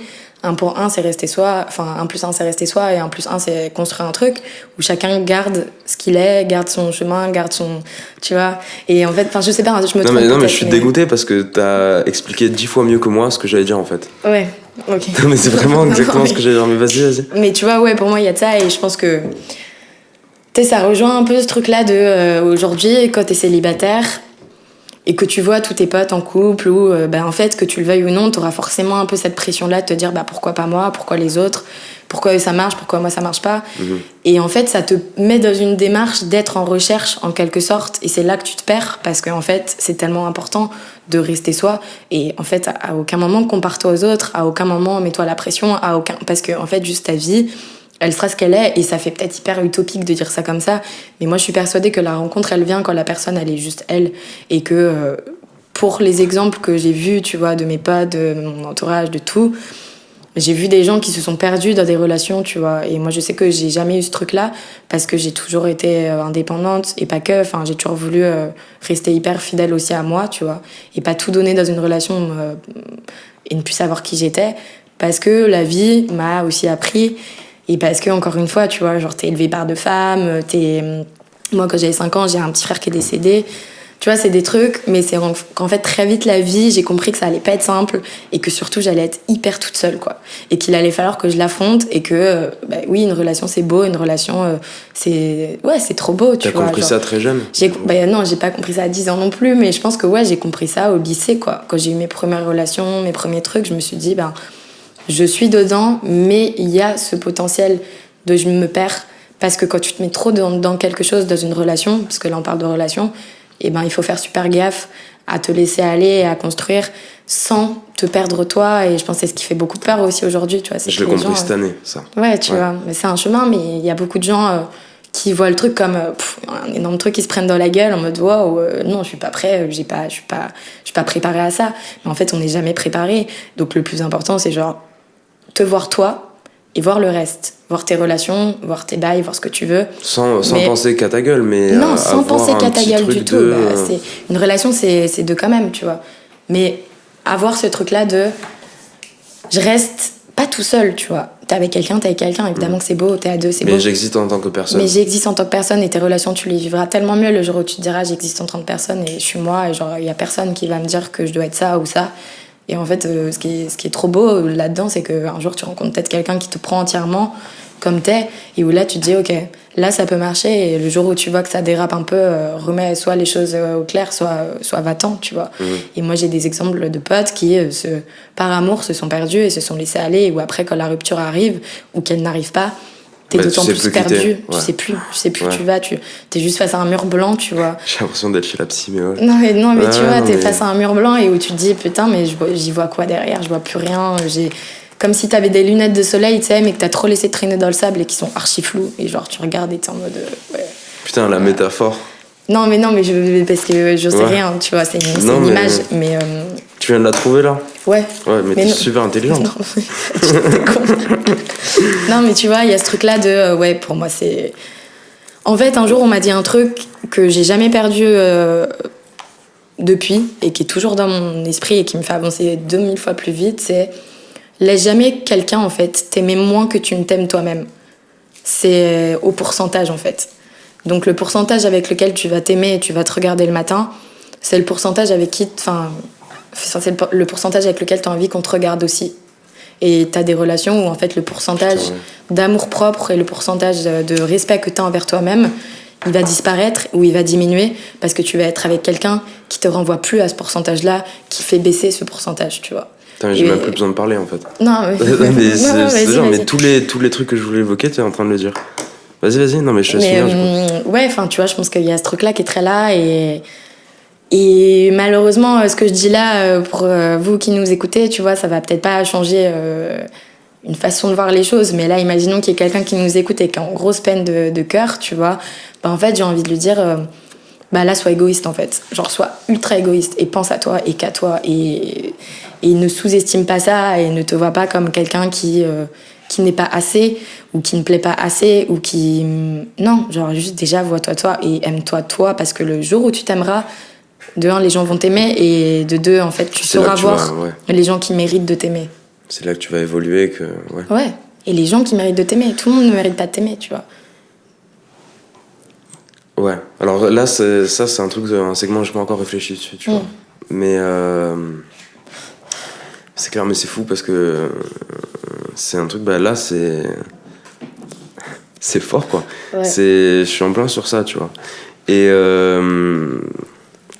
moi, j'ai une comparaison, alors il faut que j'arrive à la dire bien et que j'arrive à bien prononcer mes mots. Mais je vois j'utilise beaucoup cette métaphore pour plusieurs trucs. Ouais. C'est la métaphore de t'es au large, t'as les mecs qui ont un surf, tu vois. T'as les mecs qui ont un surf. Imagine que le but c'est le sable. Pourquoi tu me regardes perplexe, c'est peur? Perplexe. Attends, déjà que c'est compliqué, en plus il faut pas que tu mettes la pression là. Non, donc en fait t'as 3 personnes, ils sont au large, c'est le début d'une mauvaise blague. Mais t'as 3 personnes qui sont au large, t'en as un il a un surf, t'en as un il a un paddle, t'en as un il a rien. Ok. Imagine que le but, peu importe, c'est une métaphore, tu vois. Le but c'est le sable. T'as le mec qui a le surf, il va attendre la vague, tu vois. Il va peut-être l'attendre longtemps, mais une fois qu'il aura la grosse vague, ou il va atteindre le sable en 2-2. ou il va se casser la gueule parce que la vague elle sera trop grosse, tu vois, il sera pas préparé. T'as le mec qui sera en paddle, qui va il va y aller normal, tu vois, il va y aller debout en équilibre, tu vois, et il va gérer un peu toutes les secousses, peu importe les situations, et il va y arriver, tu vois. Il va y arriver parce qu'il est sur un paddle et que voilà, tu vois, il va y aller doucement, mais il va y arriver. De stabilité un peu, quoi. C'est ça. Et t'as le mec à la nage qui va tout donner parce que t'as peur, tu vois. Il a peur, il va tout donner. Il va peut-être se noyer. Ah, c'est beau, mais s'il arrive jusqu'au sable, il aura tout donné et c'est le mec le plus fier en fait dans l'histoire. En fait, t'as des couples, les couples 0,5-0,5, tu vois, qui trouvent leur bonheur en cherchant celui de l'autre, tu vois, qui s'accomplissent pas entièrement eux-mêmes, mais dans leur couple. C'est un truc qui tout double, tu vois. C'est un truc qui tout double comme le surf en fait. C'est ça. Parce que ça peut tellement bien marcher, tu vois. Ça peut tellement bien marcher de se reposer sur l'autre si la personne se repose sur toi, qu'il y a une putain de confiance, etc. Mais ça peut tellement partir en couille très rapidement, tu vois. Ouais. Alors que la bonne solution, c'est peut-être le paddle, en fait. Et le paddle, c'est la nana ou le mec qui sera à côté de toi en paddle. Et si jamais ton paddle il casse, tu vois, tu vas monter sur son paddle. Ce sera plus compliqué, mais vous allez rejoindre le truc, tu vois. Ça va être plus lent même. Ouais. Une équilibre à deux, ça va être plus lent, vous allez plus galérer, mais tu vois, vous allez vous en sortir parce que vous êtes en plein équilibre et vous êtes chacun sur votre paddle. Et si jamais un paddle qui casse, putain, et l'autre sera là, tu vois. Ouais. Et donc c'est un truc de stabilité un peu. Moi, alors réellement, tu vois, comme quoi les podcasts, ça m'a vraiment aidé à réfléchir sur ça. Je conseille à tout le monde d'aller écouter le podcast La Nouvelle École de celui sur Kian Kojandi. Ok. Tu vois qui c'est ? Oui, bien sûr, oui, j'adore. Alors lui, à chaque fois que j'écoute ses interviews, je pète un plomb parce que c'est un mec qui s'est posé tellement de questions, et t'as l'impression qu'elle a les réponses, et quand il te parle, il a une voix très sereine de mais non, mais c'est ça, mec. Tu vois. Je l'ai vu en spectacle, il est... Ah ouais, Putain, j'aimerais bien le voir en spectacle. Le boire, le boire, j'ai envie de le boire. Je suis très fatigué. Et donc il disait, en fait, au bout d'un moment, tu comprends que en fait, l'amour, c'est pas être à fond sur quelqu'un, etc. Non, l'amour, c'est une personne, tu vas choisir une personne qui va t'accompagner pour un bout de chemin de ta vie, ou pour le chemin de ta vie. Ouais. Mais qui va t'accompagner dans la marche, quoi. Ouais, c'est ça, et ça arrivait à voir les choses exactement comme tu viens de le dire. Pas forcément partir de l'optique que ça va être la personne pour la vie, tu vois, ta personne pour la vie, juste une personne qui va t'accompagner un moment, tu vois. Et ça, déjà, et peut-être ça sera toute la vie, mais juste partir déjà dans cet état d'esprit de... On verra, genre ça sera le temps que ça sera, et tant qu'il y a de l'amour, c'est trop cool, c'est toute la vie, tant mieux, mais genre... sortir de ce truc-là de c'est l'homme de ma vie ou c'est la femme de ma vie, tu vois. Moi, je sais que c'est un truc qui m'a jamais parlé, mais jamais, j'ai jamais compris ce concept de femme de ma vie, homme de ma vie. En tout cas, je l'ai remis en question beaucoup, mais parce que je pense que c'est lié à ton parcours. Enfin, moi, j'ai un... Non, moi je pense... toi, donc c'est toi en tant que OMS sur personne. Mover, tu vois, déjà. Ouais, okay. Et ensuite, au-delà de ça, c'est des maths pour moi. Et je me suis dit, en fait, c'est pas possible, cette magie de l'amour, etc. Après, je me suis dit, mais non, en fait, c'est des maths, c'est des statistiques. C'est obligé sur 7 milliards de personnes qu'il y en ait plusieurs qui sont nés, qui ont été formés, qui ont été formatés pour matcher totalement avec toi, tu vois. Donc, au-delà de ça, c'est des statistiques. Après, aller trouver la bonne personne dans le bon pays, tu vois. Mais ouais, c'est sûr, en fait, mathématiquement que ça existe. Ouais, oui. Donc, le fait de me dire que c'est mathématique, tu vois, ça m'a sorti de ce truc magique, etc. Mais j'y crois quand même, parce que j'ai peur de pas y croire. Ouais. Parce que ça veut dire que, enfin, tu vois, j'ai quand même un fond de truc magique, tu vois. Mais je me reforme dans les maths en me disant, c'est clair. Mais après, c'est vrai que bon, tu la trouveras peut-être jamais. Ouais. Et donc, ça, c'est triste. Mais tu peux dire que. C'est triste d'envisager les choses comme ça. Tu peux dire que tu peux opter pour l'option paddle, tu vois. Ouais. Et être exigeant aussi. Et pas te dire, par défaut, je vais prendre telle ou telle personne. Tu vois, t'as ce truc-là. Et... Enfin, pour donner un autre exemple, je suis en période de montage en ce moment et c'est un truc très fort, très dense, très... c'est lourd, c'est très lourd. Et je suis à côté... Benjamin connaît ça. Du bureau d'une autre monteuse, tu vois, qui, elle, finit son film et qu'elle n'aime pas. Et en fait, l'autre jour, elle m'a dit... je me suis séparée de mon mec et en fait j'y arrive pas toute seule et j'ai besoin de lui, j'ai besoin qu'il revienne parce que je peux pas être seule, je ne fais pas seule, je n'ai jamais fait seule, j'ai toujours eu quelqu'un à côté parce qu'elle a toujours été en couple et où en fait genre ça te ramène encore à ce truc que tu disais au début de 0,5 plus 0, enfin tu vois il y a ce truc là de bah ouais mais en fait tu peux aussi t'en sortir seule, c'est juste que t'as peut-être pas eu l'occasion de le voir. Mais là c'est pas arrivé au bon moment. Mais c'est pas arrivé au bon moment, mais c'est possible, tu vois, et c'est en ça que je me dis faut pas négliger la solitude et le célibat. Enfin, en vrai, c'est des périodes qui sont ultra importantes et indispensables, voire indispensables. Mais pour moi, c'est le nageur, là, tu vois. Ouais. Le célibat, c'est le nageur. Celui qui va forcer toute sa vie, solo. Il va Oui, foncer, complètement. tu vois. Il va être la tête dans l'eau, il va foncer, il va rien voir à côté. Oui, c'est ça. Ouais. C'est ça. Mais ouais, non, c'est clair. C'est beau, comme c'est compliqué, mais tu peux en faire quelque chose de juste beau et d'équilibré, et ça, c'est trop cool. Voilà. De ouf. Est-ce que tu adhères? On a combien de temps? 1h20. 1h20. Bah, on peut terminer tranquillement, je pense. Non Pourquoi? Pourquoi? Tu en veux encore, tu sais. Vous voulez pas continuer, les gars? Parce que j'ai plus de sujets de conversation, Bah en fait. oui. J'ai plus de sujets de conversation, et là, je viens de faire un blanc, du coup, c'est un peu compliqué de repartir. Balance des mots, sinon. Tu veux que je balance un mot? Ouais. Paille. Il est con. Mon enfance, la ferme. Non, mais... Ouais. Ah bah c'est toi qui as voulu que je balance un mot, hein. J'ai balancé un mot, Oh, c'est... tu te débrouilles. Et l'autre, il dessine des sapins de Noël, toujours plus.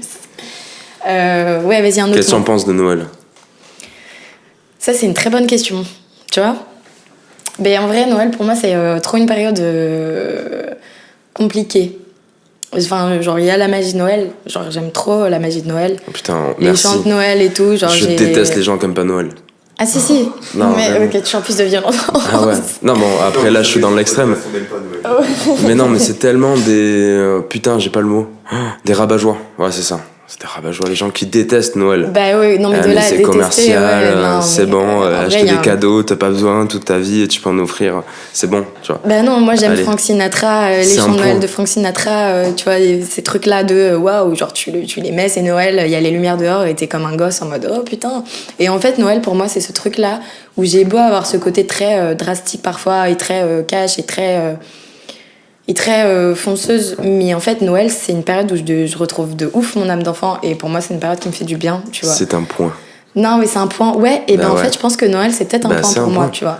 Parce que c'est une période où, ouais, il y a une certaine magie dans l'air. Il y a ce truc-là de tu vas te retrouver avec toute ta famille. Et tu sais que tu vas être heureux. Et tu quoi sais que qu'il tu vas arrive. être heureux, tu vois. Et moi, j'ai une famille qui est pas facile. Et pourtant, Noël, c'est Noël. Et pour moi, oui, ça flagelle parfois des relations familiales que tu peux avoir parce que tout le monde se retrouve, alors que des fois, il y a du non-dit, il y a ce que tu Ouais, veux. ouais, ouais. C'est un peu dans toutes les familles, je pense. Et pour autant, ouais, j'aime ça parce que j'ai mon âme d'enfant encore, tu vois. Dans plein de situations, je me rends compte que j'ai encore mon âme d'enfant qui est hyper là. Et Noël, c'est, ouais, je pense que c'est un point, c'est un truc où je me dis, ah ouais, je suis encore capable de voir de la magie dans les choses alors que j'ai plus tendance au quotidien, sinon, à me dire, putain, c'est dur la vie, tu vois. Et là, Noël, je suis en mode, oh, ok, ça peut être chaleureux, tu vois. Cette chaleur humaine, genre ce truc-là de, je sais pas, Mais je suis complètement d'accord. voilà. Et comment tu l'as pris quand t'as su qu'il existe le Père Noël? J'ai même du mal sur ça, tu vois. Ouais. Enfin, vraiment, c'est Ah un oui, truc... d'accord, ouais, ok. non, je te jure. Mais en fait, je l'ai appris jeune. Hein. J'étais en... Arrête de te foutre de ma gueule, toi. Qu'est-ce qui se passe? J'ai appris, j'étais en grande section en vrai, donc assez jeune. Ouais. Et c'est mon pote en fait, mon pote Simon, qui quand on était enfant m'a dit, tu sais, Qu'il avait vu le il Père est pas Noël. là, genre j'ai vu Ah ouais. le Père Noël. Ouais, ouais. Et du coup il a compris, et moi j'y croyais pas trop. Et en fait j'ai appris ça en même temps que la petite souris, Mhm.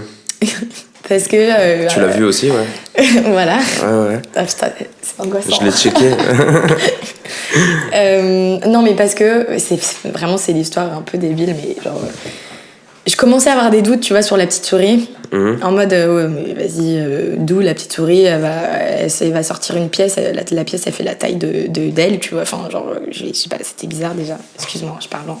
Et en gros, genre ma mère faisait grave attention, tu vois, à ce qu'elle mangeait et tout, et moi j'avais déjà trop des doutes et j'avais préparé genre vraiment, j'avais mis mon verre de lait, tous mes cookies en mode Ah ouais, tu sais chaud pas pour si la c'est- petite souris, ok, tu vois. d'accord. Ah, Et en mais fait, attends, le pour la lendemain petite matin... souris Bah oui. Mais c'est très chelou. T'as mélangé deux trucs. Mais parce que je t'explique que ça s'est rejoint.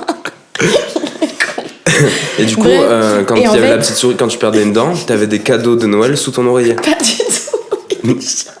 Je comprends pas. Attends, laisse-moi faire le lien. Il est trop chiant. Pour Laisse-moi Noël, faire t'avais le pas lien. de sapin, mais t'avais Oh, un mannequin putain, de souris l'enfer.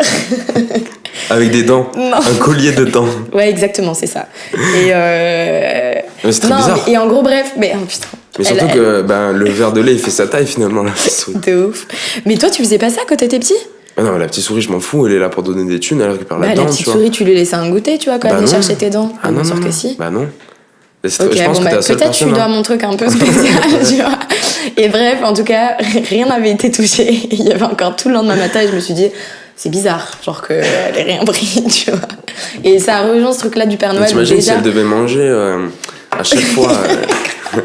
Mais je Ah pense que non, je suis à seule, chaque en fois vrai. non, parce que ouais. Vas-y là. En fait, elle avait grave la dalle, il y avait que Ouais. toi qui lui faisais à manger C'est ça. sur Terre, parce que je croyais que c'était Bon, le Père bref. Noël. On part trop loin, tu vois. Mais genre, ça rejoint un peu cette truc de l'enfance où t'es encore hyper naïf et t'imagines que tout est possible. Et bien sûr, la petite souris va manger le cookie qui fait sa taille, tu vois, parce que t'es encore hyper naïf et que t'imagines qu'elle va venir avec sa famille, tu vois. Non, too much. Mais du coup, ça rejoint ce truc du Père Noël, tu vois. Donc, genre, j'ai tout appris d'un coup que les deux n'existaient pas. Et Qu'est-ce que ça qu'ils existaient? ben, en vrai, Qu'est-ce que je me ça t'a souviens. fait? Ouais, je me souviens plus. Ah ouais, moi je me souviens Mais moi, très bien. moi, j'ai ce truc-là de je me souviens de rien dans ma vie. Toi, avant. Sylvain, c'est à toi que je parle. Non, mais moi, j'ai tout oublié avant mes 8 ans, en fait. Bah, Non, c'est pas super une triste. blague. Ouais, mais non, mais j'ai aucun souvenir de T'as été ma drogué vie avant au mes 8 GHB ans. à 8 ans? Non. C'est particulier, mais je pense qu'il y a Le des raisons. GHB? Putain. Non, Bah, ça y est, là, je suis l'interview insupportable. est morte. Mais non, mais oui, sérieux, genre j'ai un gros blackout où genre. Non, mais moi c'est part les beaucoup photos, plus que 8 ans. C'est vraiment 14 ans, tu vois. Avant mes 14 ans, je me souviens vraiment de 2-3 trucs, tu vois. Ok, ça me rassure parce que souvent les gens me disent c'est pas normal, genre moi j'ai plein de souvenirs de mon enfance et tout. Moi, Ouais, j'ai rien. mais ça, c'est des gens très simples, peut-être, tu vois. Ouais, Je sais pas. Je sais rien. ouais. Mais ouais, voilà. En tout cas. Non, bah alors moi, je m'en souviens très très bien. Ok. Et je me suis dit, je déteste les adultes. Je veux être un enfant toute ma vie, je hais les adultes. Pourquoi on m'a fait croire ça? Pourquoi on m'a fait croire ça? C'est horrible. Et vraiment, je crois que j'ai chialé et tout, tu vois. Je me suis dit, mais putain, jamais de ma vie, mes enfants, je leur montrerai le Père Noël, tu vois. Et en fait, bah non. Ça, c'est la première réaction que j'ai eue, mais non, en fait, c'est tellement magique, tu vois. Enfin, vraiment, c'est un truc. Je pense que je serais le daron qui se déguise, tu vois. Ouais. Réellement, ouais. Toi, Ok. t'avais comment ils amenaient les cadeaux? Mais c'est ça, c'était mon oncle qui se déguisait, tu vois. Ouais. Et ça continue encore maintenant. Avec les enfants de mes cousins et tout, c'est normal, c'est un rituel. Et je trouve ça beau, je trouve ça trop cool, tu Bah vois. ouais. Plutôt que des familles où c'est terne et tu retrouves pas ça. Enfin, moi, je trouve ça trop bien. Ouais. C'est important d'alimenter cette magie-là, parce qu'on a besoin de magie aussi. Bah, Ça ma famille, ils rejoint. ont décidé d'arrêter de le faire. Ouais. Ouais. Donc ça a été grosse déception, quoi. Bah, cette année-là. Et du coup, j'ai toujours fait Noël, tu vois, jusqu'à présent. Et là, on va faire Noël sans sapin, sans truc, sans machin. Ok. Et attends, il sort dans combien de temps? Il sort. Bah, donc Noël sera déjà passé, je pense. Quand Ok. il sortira. Et bah, du coup, je compte me déguiser. Bon, maintenant je le dis, il faut que je le fasse. Tu vois. Je compte me déguiser en Père Noël. Arriver au repas de Noël, déguisé en Père Bah, Noël, carrément. pour leur dire ouais, c'est bon. Ouais. Moi, je veux que ça continue et nique, tu vois. On va faire un repas de Noël, mais on fait pas Noël. C'est quoi le délire, là, tu vois. Ouais. Arrêtez de dire c'est Aller jusqu'au bout commercial, du arrêtez de truc. dire c'est religieux, arrêtez, là, c'est bon, tu vois. C'est beau. Ouais, mais ça, de plus en plus, je pense que les gens le voient pas parce que ça réveille des choses de famille. Et oui, il y a ce truc très commercial aussi où tu sais même pas pourquoi tu fais des cadeaux, tu vois. Et je sais pas si t'as déjà eu ça, mais moi je sais que mes grands-parents, pour eux, Noël, c'est un truc qui est compliqué. Parce qu'eux, ils ont pas forcément eu ça en abondance quand ils étaient jeunes, tu vois. Moi, j'ai une grand-mère, elle a grandi, elle a 10 frères et sœurs. Et vraiment, enfin, c'est vraiment ça, Ils c'est avaient qu'elle des avait oranges. une orange à Noël. Oh, putain. Et tu sais, c'est le truc que t'entends, mais où tu te dis, ouais, bah non, elle avait une poupée aussi. Mais non, elle avait vraiment qu'une orange. Et où elle a un peu le discours de grand-mère, où quand elle nous voit avec mes cousins, et on a quand même une assez grande famille, et où à chaque Noël, t'as ma grand-mère qui est là en bout de table et qui se dit, mais c'est de l'abondance, genre, moi j'avais pas ça. Et qui a encore un peu ce discours-là de grand-mère, c'est too much, quoi. Genre, c'est pas que ça la dégoûte, tu vois, mais. Putain, est-ce qu'il y a des vieux qui arrivent à comprendre l'évolution? Ouais, je pense. Ouais, bien sûr. Oui. C'est rare, hein. C'est générationnel, je pense. tout est générationnel, Ouais. mais je pense qu'il y en a qui sont plus ouverts à ça et je pense qu'il y a des traumatismes, mais un certain truc de. Moi, j'ai pas eu tout ça et j'aurais aimé l'avoir, j'aurais peut-être aimé être là maintenant à cette époque-là et tu vois. Enfin, je sais pas, je pense que oui, ça dépend tellement des gens. Tu vois, t'as des grands-parents qui sont ultra ouverts d'esprit, avec qui tu peux parler de tout, tu vois. Moi, je sais que ma grand-mère, elle est fermée là-dessus, mais en fait, hyper bizarrement, et quand je dis ça aux gens, ils sont un peu choqués, mais je peux parler de sa sexualité avec ma grand-mère, tu vois. Elle a 83 ans, donc c'est clairement un truc un peu improbable où les gens ils se disent mais wesh, genre d'où ta grand-mère elle parle de ça. Bah, c'est très ouvert d'esprit, mais j'ai pas envie de savoir. Enfin, c'est toi qui as lancé la démarche parce Non, ouais. c'est secret, tu vois. Mais Non, je mais pense je veux dire, c'est toi qui lui as demandé, c'est elle qui t'en a parlé. Non, mais c'est on en parle Vous êtes parce qu'on tellement proches est que hyper c'est ouvert dans d'esprit, les- on est ouais. très fusionnel, du coup il y a pas de non-dit, tu vois. Et je pense Putain, que c'est cool c'est ouf, d'arriver ouais. à avoir ces rapports-là avec des gens qui n'ont pas du tout le même âge que toi, qui ont vécu à une autre époque, qui ont Moi, vécu... c'est ultra tabou, je pourrais pas. Hein. Ben, parce que ça dépend de toi déjà comment tu le vis et ça dépend comment tu l'abordes. Et je te dis pas qu'on est en rentre dans les détails, pas du tout, mais juste elle me parle de elle en tant que femme et divorcer à 39 ans comment c'était et genre avoir des aventures à sa période à elle comment c'était. Ouais, c'était Du coup, très mal vu, ouais. C'était très très mal vu et c'est un espèce d'échange hyper riche, tu vois, que j'ai avec elle et qui nourrit notre relation aussi et où je me dis putain c'est ouf. Et c'est en ça que je te dis que tout est générationnel, ça rejoint ce truc là de Noël aussi, ça dépend tellement des gens, comme tout le temps. Tout est aléatoire, tu vois. C'est pour ça que tu peux pas dire les gens ou les jeunes d'aujourd'hui ou les... Tu vois, ça c'est des termes qui me saoulent un peu parce que... Et c'est comme l'âge, ça veut rien dire, tu vois. Il y a ce truc-là aussi de... non, enfin, ton ouverture et ton chemin à toi peut être tellement plus fort alors que tu as 5 ans de moins que la personne en face de toi. Tu vois ce que je veux dire ? Mais ça, je suis content d'avoir appris assez jeune finalement. Ça. Ouais. Ça, c'est vraiment un truc dont je suis content. Ouais. Parce que j'ai toujours traîné avec des gens plus vieux que moi. Ouais. Donc j'étais vraiment le plus petit à chaque fois. Et j'ai un truc très bizarre sur ça. Je crois que j'en ai parlé dans la dernière émission. Ouais. Mais j'ai un truc très bizarre sur ça où je me dis, j'ai l'impression d'avoir leur âge. Et en même temps, quand on me rappelle mon âge, je dis, mais non, j'ai pas cet âge-là. Tu vois. Ouais. Donc j'ai un peu un complexe sur ça. C'est pas parce que je suis plus jeune que vous que, tu vois. Mais je pense que c'est un peu instinctif de, tu vois. Bah, l'âge détermine quelque chose alors qu'en vrai, non, tu vois. Enfin, il y a ce truc-là de... Pas aussi statistiquement que ça, mais un peu, tu vois. Un mec de 16 ans, généralement, il a pas le même vécu qu'un mec de 27 ans. Et quand tu vois le contraire, là, tu comprends, tu vois. Je comprends que ça veut rien dire, qu'il faut aller au-delà de ça, tu vois. C'est vrai que quand t'entends quelqu'un parler et tout, que tu dis « Ah non, mais lui, il a pas compris. » Mais t'as quel âge ? Ah, c'est pour ça. Mais tu le dis pas, parce que c'est ultra hautain et c'est détestable de Mais faire ça. t'as plein de gens qui le font. Moi, Ouais. on m'a déjà Mais renvoyé moi, à on me ça, l'a fait tu mais vois. plein Bah de oui. fois, tu vois. C'est pour ça que je déteste donner mon âge, etc. Parce qu'il n'y a aucun intérêt, en fait. Il n'y a aucun Ça intérêt. sert à Juste rien, parle-moi et si tu c'est me trouves ça. gonflant, tu vas comprendre au bon moment de la discussion que j'ai pas encore compris ça, tu vois. Et ouais, c'est bizarre. En vrai, le fait de donner son âge, c'est bizarre quand même. Ouais, ben c'est que ça établit une certaine hiérarchie alors que C'est c'est tellement tellement ça. subjectif, tu vois. Et moi, je me souviens d'une discussion par rapport à ça. Putain, on passe vraiment du coq à l'âne, quoi. Mais que j'avais eu avec une amie qui a 40 ans, une amie à moi. Et c'était mon ancienne boss qui est devenue une amie. Et où elle me disait qu'elle avait 40 ans et qu'elle n'avait pas d'enfant, pas de mec. Et pour elle, c'était un échec, tu vois. Et moi, j'ai commencé à avoir un discours là-dessus en mode... le discours que j'ai à l'âge que j'ai et où juste elle m'a renvoyé ce truc-là dans la gueule de Clara, genre, t'as à peine 24 ans, donc non, t'es pas légitime, tu vois. Et à l'époque, ça m'avait un peu... Enfin, j'étais là en mode... Et du coup, parce que j'ai l'âge que j'ai et mon regard n'est pas entendable, tu vois. Et c'est... Enfin, je trouve ça dommage, en fait, que parfois, juste se baser sur l'âge... pour t'ouvrir et pour comprendre des choses parce que enfin je me perds Mais moi, j'ai compris aussi avec le contre-exemple de... Donc quand on te dit non mais t'es jeune, c'est pour ça, tu vois, t'as pas encore compris. Du coup, tu te forges un truc de... ça, j'en suis sorti aussi, je sais pas, il y a quelques années, mais tu vois, c'est... tu dis, ah non, mais lui, il est plus vieux que moi, donc je ferme ma gueule parce que lui, c'est plus de trucs. Et un jour, j'ai compris qu'en fait, moi, j'avais la vision niaise de me dire, c'est un adulte, il sait ce qu'il faut faire, voilà, tu vois, donc il a raison. Et en fait, quand tu croises des gens qui ont, je sais pas, 50 piges et quelques, et qui pensent de manière mais tellement stupide sur certains trucs, tu vois, pas tu te sens au-dessus, mais tu te dis, ah ouais, bah en fait, on a vraiment pas la même vision du truc. Et lui, il a nié ça, ou alors ça, c'est un truc qu'il a pas encore compris, ou tu vois, et c'est pas lié à l'âge en fait. Et t'as vraiment des gens qui sont vraiment beaucoup plus stupides que toi, tu vois, qui sont plus âgés, comme plus jeunes. Bien sûr, ouais, carrément. Putain, oui. C'est fou. À chaque fois que je compare à moi, ça fait très autant. Tu vois, Non, mais au contraire, mais parce qu'on met un espèce de truc aujourd'hui, quand tu parles de toi, tu culpabilises limite de parler de toi.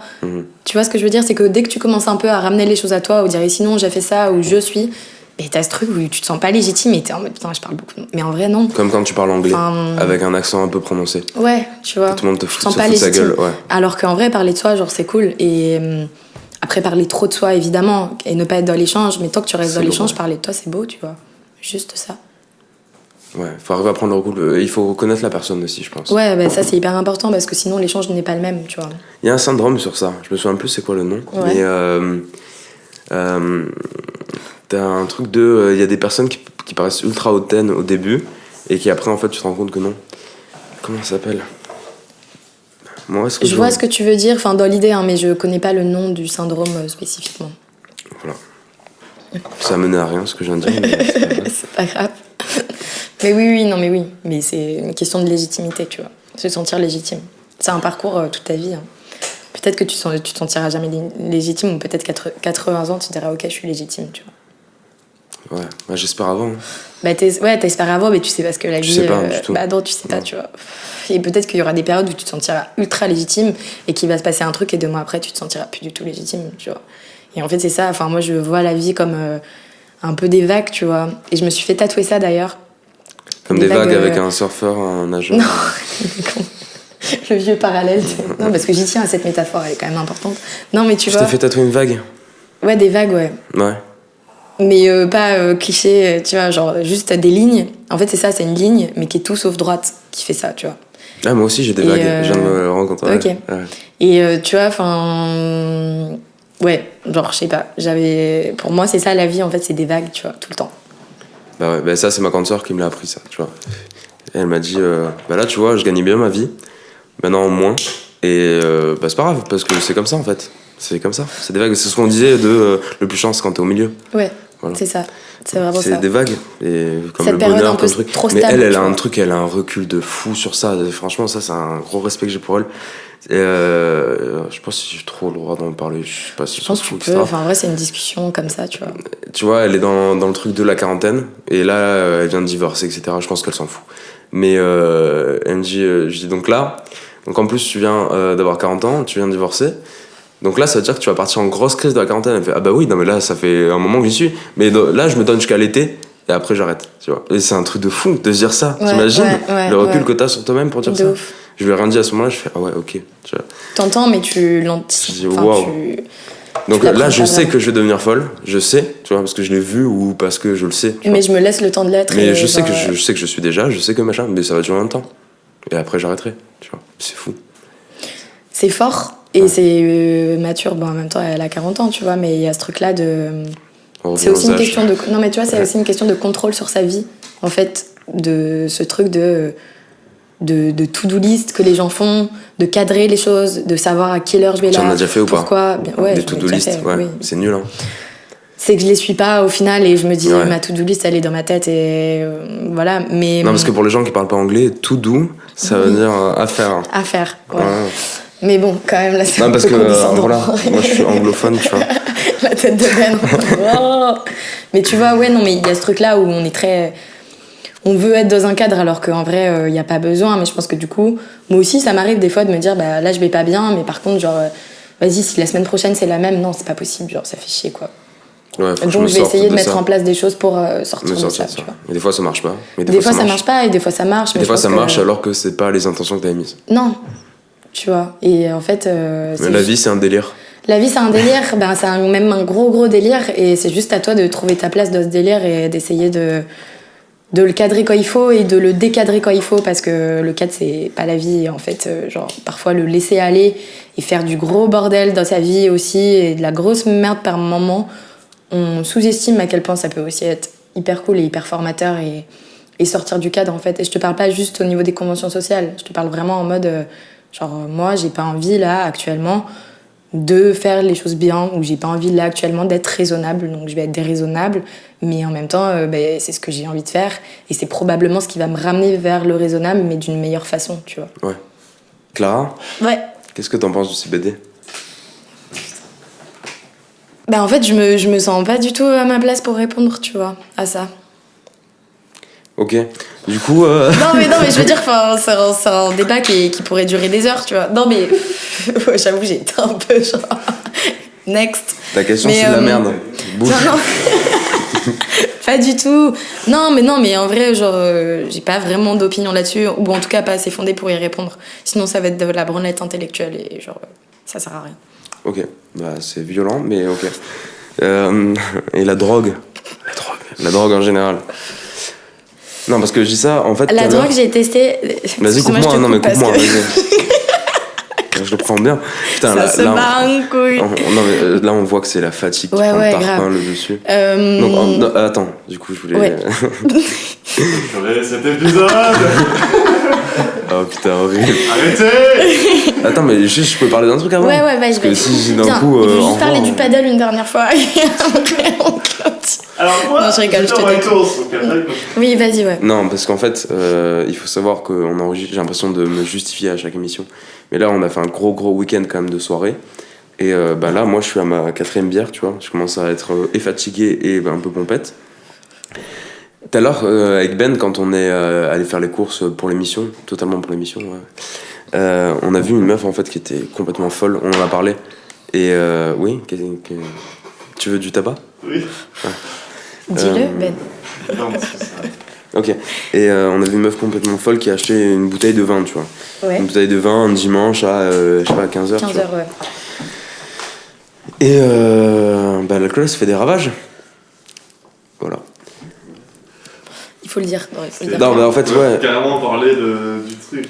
Non, bah en fait, ouais, la meuf, en fait, elle était mais complètement folle. Pas dans l'inconscient, parce que, tu vois, elle achetait quand même son truc et tout, mais elle déblatérait sur la société, sur le complot, des trucs, tu vois, mais qui avaient pas trop de sens, mais un peu, tu vois, elle était dans son délire, etc. Et nous, on a parlé de ça tout à l'heure, on a dit, mais en fait, l'alcool, c'est quand même... Enfin, on n'a pas parlé de ça, mais l'alcool, c'est quand même un truc, tu vois, c'est tellement ancré dans la culture française, en fait. C'est tellement dangereux, et j'ai l'impression qu'on n'en parle pas du tout. Non. On parle tellement plus de joints, de trucs comme ça, tu vois. Je dis pas que le joint, c'est moins grave ou quoi que ce soit, tu vois. Je sais même pas si on peut les mettre au même niveau. Peut-être niveau socialement, etc. Mais ouais. Bah, en fait, c'est qu'on voit ça beaucoup plus, je pense, pour les Français, comme un loisir que comme un danger aussi. L'alcool. Tu vois. Bah, c'est conscientisé et surtout, tout le monde, ou presque, je pense que 70% des Français boivent de l'alcool, tu vois, si ce n'est plus. Ouais. La drogue, c'est pas le cas. Et donc, je pense qu'il y a un truc aussi de très commun et il y a un truc qui rassemble un peu, tu vois, et qui fait qu'on en parle moins parce que c'est déjà hyper ancré et c'est déjà là depuis des années et c'est le cas de... Enfin, tout le monde boit, tu vois. Mais là, je vais faire le mec relou, mais surtout que l'alcool, c'est une drogue, tu vois. Et là, oui, les drogues, mais bien sûr. Et enfin, tu sais, c'est une certaine addiction où moi, typiquement... moi, j'ai touché aux drogues très tard, tu vois. Et j'ai même fumé mes premières cigarettes très tard. J'ai jamais touché à une cigarette avant mes 18 ans. Mmh. Et je voulais pas fumer. J'ai eu plein de moments où j'ai failli me laisser aller et non. Et j'ai commencé à fumer mon premier job d'été, j'avais 18 ans. Et j'ai pris pour la première fois de la drogue il y a 3 mois, tu vois. Ah ouais? Ouais. On peut en parler ou pas? Ouais. C'était quoi? Ben, c'était... En fait, j'ai fait l'erreur de... Bon, j'ai pris un para, tu vois, de D. De D, ouais. Et... MDMA. Et en gros, j'ai un peu une sorte de blackout où j'ai été un peu dans le mal la semaine d'après et j'ai appris qu'en fait, j'en avais pas pris un, j'en avais pris 3 et quasi d'affilée, tu vois. Wow. Et tu t'en souvenais plus? Non, genre, je me souvenais du premier, mais pas des deux autres, tu vois. Et en fait, c'est là que je me suis dit, ah ouais, genre, c'est chaud par contre. Parce que ça m'arrive jamais d'avoir des flous ou des absences de mes soirées. En général, je me souviens à peu près de tout.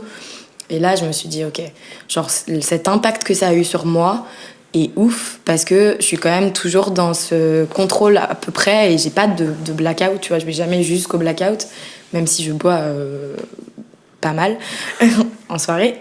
Mais tu vois, genre il y a eu ce truc-là où je me suis dit, ouais, ok, genre il y a un impact qui est là et qui est concret et que j'ai ressenti et que j'ai pas été capable de gérer en fait. Tu peux pas contrôler. Bah non, et j'ai rien contrôlé et je me suis juste laissée aller. En fait, je me suis dit, mais ça aurait pu aller jusqu'à où, tu vois. Et en fait, c'est ce truc-là aussi où je me dis... Moi, j'ai beaucoup de potes qui prennent de la drogue, tu vois, et pas depuis cette année, hein, depuis des années. Et ça constitue une grande partie de mes potes proches, tu vois. Et je comprends aussi pourquoi j'ai mis du temps à vouloir essayer, parce que ça me faisait flipper et que c'était perdre le contrôle, je le voyais comme ça. Et que là, le fait d'en avoir pris et d'avoir oublié les 2 derniers, je me suis dit, oh, ok, tu vois. Mm-hmm. Donc ouais, ça, c'est ma première expérience... avec la drogue. Ok. Mm. Bah, je vais parler de moi parce que je suis très égocentrique. Mais moi, j'ai un rapport avec la drogue. J'ai eu la chance, la malchance pour mes potes à l'époque, mais en seconde, donc j'avais 15 ans. En fait, j'ai des potes qui étaient déjà dans la drogue, tu vois. Ils ont commencé à en prendre quand j'étais autour d'eux. Et bon, déjà, la première soirée techno que j'ai fait, tu vois, un peu hardcore, etc. T'avais quel âge? Je crois que j'avais même pas 15 ans, hein. Je crois que j'avais 14 ou quoi, tu vois. Ok. Et en fait, je suis arrivé, et réellement, je fais un pas, j'ai vu une meuf taper une grosse trace de C sur son téléphone. Et je sentais dans sa respiration que son nez, il était arraché, tu vois. Je fais wow! Et on m'a déjà mis. Donc, ça, c'est bien, tu vois. Mes potes, ils m'avaient déjà dit, waouh, le nez, c'est spécial quand même, hein. Prendre des trucs par le nez, moi, je trouve ça très malsain, tu vois. Ouais, on y associe un truc un peu hardcore. Ouais, c'est hardcore quand même, tu vois. C'est un niveau. Enfin, pour moi. Hein. Ouais, non, mais carrément. Et donc j'ai vu mes potes en prendre très jeunes. Et le problème, c'est que donc là, à ce moment-là, tu te cherches beaucoup à cet âge-là et tout. Et quand tu découvres un truc aussi fort, tu vois, émotionnellement, je pense. T'es en quête de ça après. Ouais. Et en fait, le problème, c'est que toutes les soirées d'après, ils voulaient en prendre. Et c'était même pas envisageable qu'ils en prennent pas. Et en fait, pour certains, il y en a, enfin, ils ont décroché depuis, tu vois, c'était un truc un peu de jeunesse, etc. Mais 15 ans, c'est trop tôt, tu vois, pour prendre des trucs comme ça. C'est trop tôt, ouais. Et j'ai vu certains devenir vraiment cons, en fait. Vraiment cons, pas dans le sens t'es dépendant, t'es con parce que t'es un toxico, mais ouais, ils avaient plus aucune réflexion et tout, ils étaient plus eux-mêmes, tu vois. Donc ça m'a vachement dégoûté, et moi, j'avais la team un peu les joints, tu vois. Nous, c'était les joints et pas de cigarettes, non, c'est de la merde. L'alcool, tu vois, c'était de temps en temps, voilà. Mais nous, c'était les joints, c'est le futur, tu vois. Et donc, en fait, j'ai développé un truc tellement hippie, c'était de me dire, ok, si je prends des trucs dans ma vie, je veux que ça pousse à même le sol et que ça soit, il y ait aucune transformation chimique, tu vois. Donc, il y avait ce truc-là de que la bœuf que et là tu vois, l'année dernière j'ai pris pour la première fois des champignons hallucinogènes et c'est ouf en fait, tu vois. Et le simple fait de me dire en fait c'est bizarre de penser comme ça parce que t'as des champignons que tu cueilles en forêt qui sont mortels, tu vois, mais me dire que ça pousse sur la surface de la terre, quoi, tu vois, c'est un truc complètement naturel. Et c'est intéressant, tu vois, plutôt que c'est fabriqué avec des trucs très chelous. Moi je suis un team je prends pas de médoc, tu vois, très rarement, à part quand je suis vraiment très mal, là j'en prends, mais ça y est, j'ai trop petit, genre ça allait pas s'il fallait un Doliprane, quoi, tu vois. Et même les Doliprane, vraiment je prends vraiment plus rien. J'essaie de me soigner avec des trucs un peu naturels, baume du tigre, etc.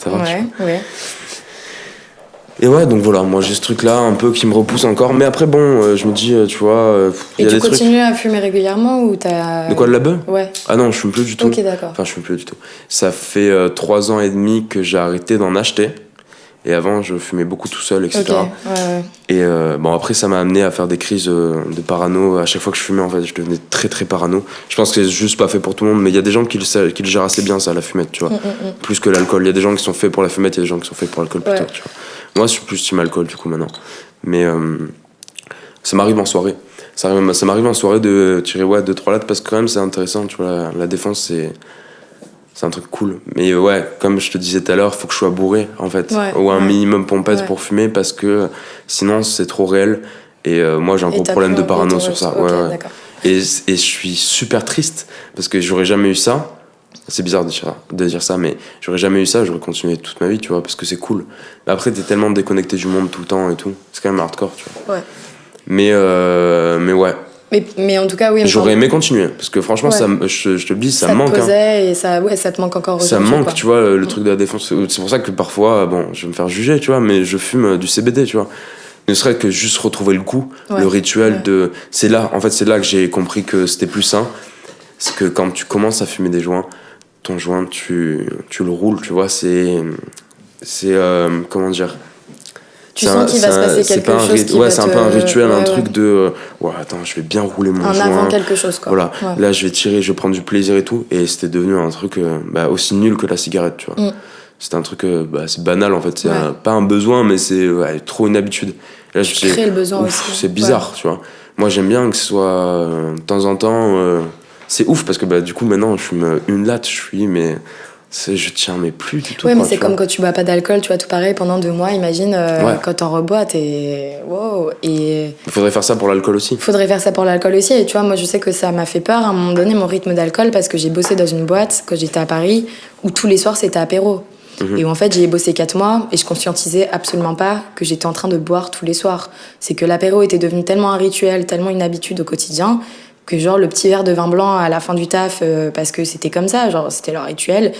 Moi, je l'appréhendais pas. J'étais en mode, bon, bah, allez, je prends un petit verre, je rentre, mais voilà. Mais Et parce en que fait, c'est dans les mœurs, c'est que. c'est dans les mœurs. C'est au bout de 2 mois, tu vois, là-bas, que je me suis dit, putain, mais tu te rends compte que tu bois tous les jours. Genre, Ouais. même si c'est Ouais. un tout petit verre de vin, ouais, mais t'ingurgites quand même de l'alcool tous les jours. Et là, tu vois, je suis sortie de ça. Et là, j'en suis au stade où je me félicite quand j'arrive à ne pas boire de la soirée de samedi jusqu'à la soirée de samedi d'après. Parce que c'est trop tentant d'aller boire une bière avec tes potes jeudi soir, mercredi soir. Enfin, tu vois, il y a ce truc-là. Et où, ouais, je me dis, c'est une certaine addiction aussi. Et j'ai pas d'addiction spécifique à l'alcool, mais je vais pas boire seule et tout, tu vois. Mais j'ai ce truc où j'ai du mal à refuser une bière et à prendre un sirop, tu vois. Alors que je pourrais. Mais pourtant. Ça, je le fais de plus en fais plus pas. grâce à ses peurs d'ailleurs. Qui, Ouais. lui, nous prend tout le temps des sirops, tu vois, Ok. dans les bars. Et je le fais de plus en plus. Parce que, ouais, tu te dis, bah, c'est bon, je vais à un bar, tu vois, qui t'a payé, je prends autant, je prends un truc qui me met un peu bien, quoi, tu vois. Ouais. C'est bizarre de penser ça, mais c'est ce que tu penses au fond. Puis c'est peut-être un moment aussi de relâchement, tu vois. Il y a ce truc-là où tu bois une pinte, t'y vas, t'es tendu, tu bois Après ta le pinte, t'es taf. en mode. Ouais. Après le taf, tu vois. Ouais. Et Et j'ai ouais. mérité ça. Alors qu'en fait, bah, tu peux trouver du plaisir tellement ailleurs, quoi. Ouais. Et bah, moi, j'avais un truc aussi où, un moment avec mon père, et il achetait beaucoup de bière quand j'étais à la fac. J'habitais encore chez lui. Et tous les soirs, je me faisais une bière, tu vois. Une bière. Bon, après, tu vois, une bière, tu vois, tous les soirs. Au bout d'un moment, ça me faisait plus trop rien, tu vois. C'était une limonade. Du coup, j'en prenais 2. Puis après, 2 bières par soir, tu vois. Puis 3. Puis à un moment, j'ai atteint 4. Je fais, ah ouais, non. Non, Ouais, là, je peux plus, là. ouais. 4 bières par soir, mec, c'est grave quand même, hein, à ton âge. Et enfin, même pas à ton âge, tu vois, c'est grave en fait. Et ouais, faut faire attention à ça, quoi, tu vois. C'est tout le temps pareil, mais faut pas aller dans les abus. Ouais, c'est ça. Toujours de la tempérance. Ouais. Puis ça, tu vois, si ton but le week-end, c'est de te mettre, de t'échapper le plus possible de ta vie de la semaine, ça devient triste, quoi. Ouais. Bon, là, ce week-end, c'est pas du tout un bon exemple parce que Oui, bah vraiment, non, on n'est j'ai pas. fait on est 2 pas sur soirs, le bon tu vois. exemple. Mais je pense que c'est plus un moment de partage. Moi, je le vois pas comme un truc où je m'échappe de ma semaine et j'oublie tout, tu vois. Je le vois juste comme. Il y a des week-ends où je vais pas sortir, tu vois, par exemple. Et ça va pas forcément me manquer. Parce que je vais faire autre chose, genre je vais me faire un film avec mes colocs et il va pas y avoir d'alcool et ça me va aussi. Mais ouais, il y a des week-ends où genre, voilà. Mais il faut arrêter de se mettre la pression aussi. Je trouve que c'est pas parce que t'as fait la fête tout le week-end que ça y est. Non, mais moi, je sais que là, cette semaine, je vais avoir plus du mal. Tu vois, Ouais, parce que ouais, j'ai pas bien beaucoup sûr. dormi, que Ouais. voilà. Mais du coup, maintenant, j'ai opté pour un choix, c'est que je bois le vendredi soir. Parce que après le taf, après la semaine, t'as juste une envie, c'est waouh, tu vois. Ouais. Du Et coup, moi, je samedi, suis KO de ouf après le travail. Et après toute la semaine, tu vois, je dors pas beaucoup et tout. Et donc, ça va très très vite, tu vois. 2 pintes, ça y est, je suis parti. Et donc, vendredi soir, il y a aucune limite. Par contre, après, samedi, je décuve. Dimanche, je fais des projets. Ouais, et c'est ça. je Genre, redeviens, tu vois, j'ai un jour, 2, je redeviens normal. Ouais. Quand tu bois le samedi soir, dimanche, tu Tu profites sais pas. que c'est mort, bah non. Tu te reposes pas. Ouais, ouais, carrément. Tu te reposes pour reprendre des forces de hier, mais tu te reposes pas. Tu vois. Bah, c'est superficiel, c'est du repos superficiel. Mais ouais, non, c'est clair. Toi aussi, t'es plus team vendredi. Ouais, Ouais. Team vendredi, team vendredi. on est là. Mais, mais ouais, voilà. Ouais, bah écoute, je pense qu'on peut finir ce podcast sur une belle note Ouais. de tocologie. Et bah écoutez, merci d'avoir écouté justement jusqu'au bout. Là, je pense que ça fait vraiment pas mal de temps qu'on parle. Je suis très content. Je suis très content d'avoir enregistré 5 épisodes et ça me fait vraiment plaisir. Et ceux qui écoutent jusqu'au bout, bah merci encore une fois. Sur ce, bah on peut se laisser. Ouais. T'as un dernier mot à Merci dire ? beaucoup. Bah non, mais merci. C'était un bon moment. Ça marche. Bah bisous tout le monde. À la prochaine.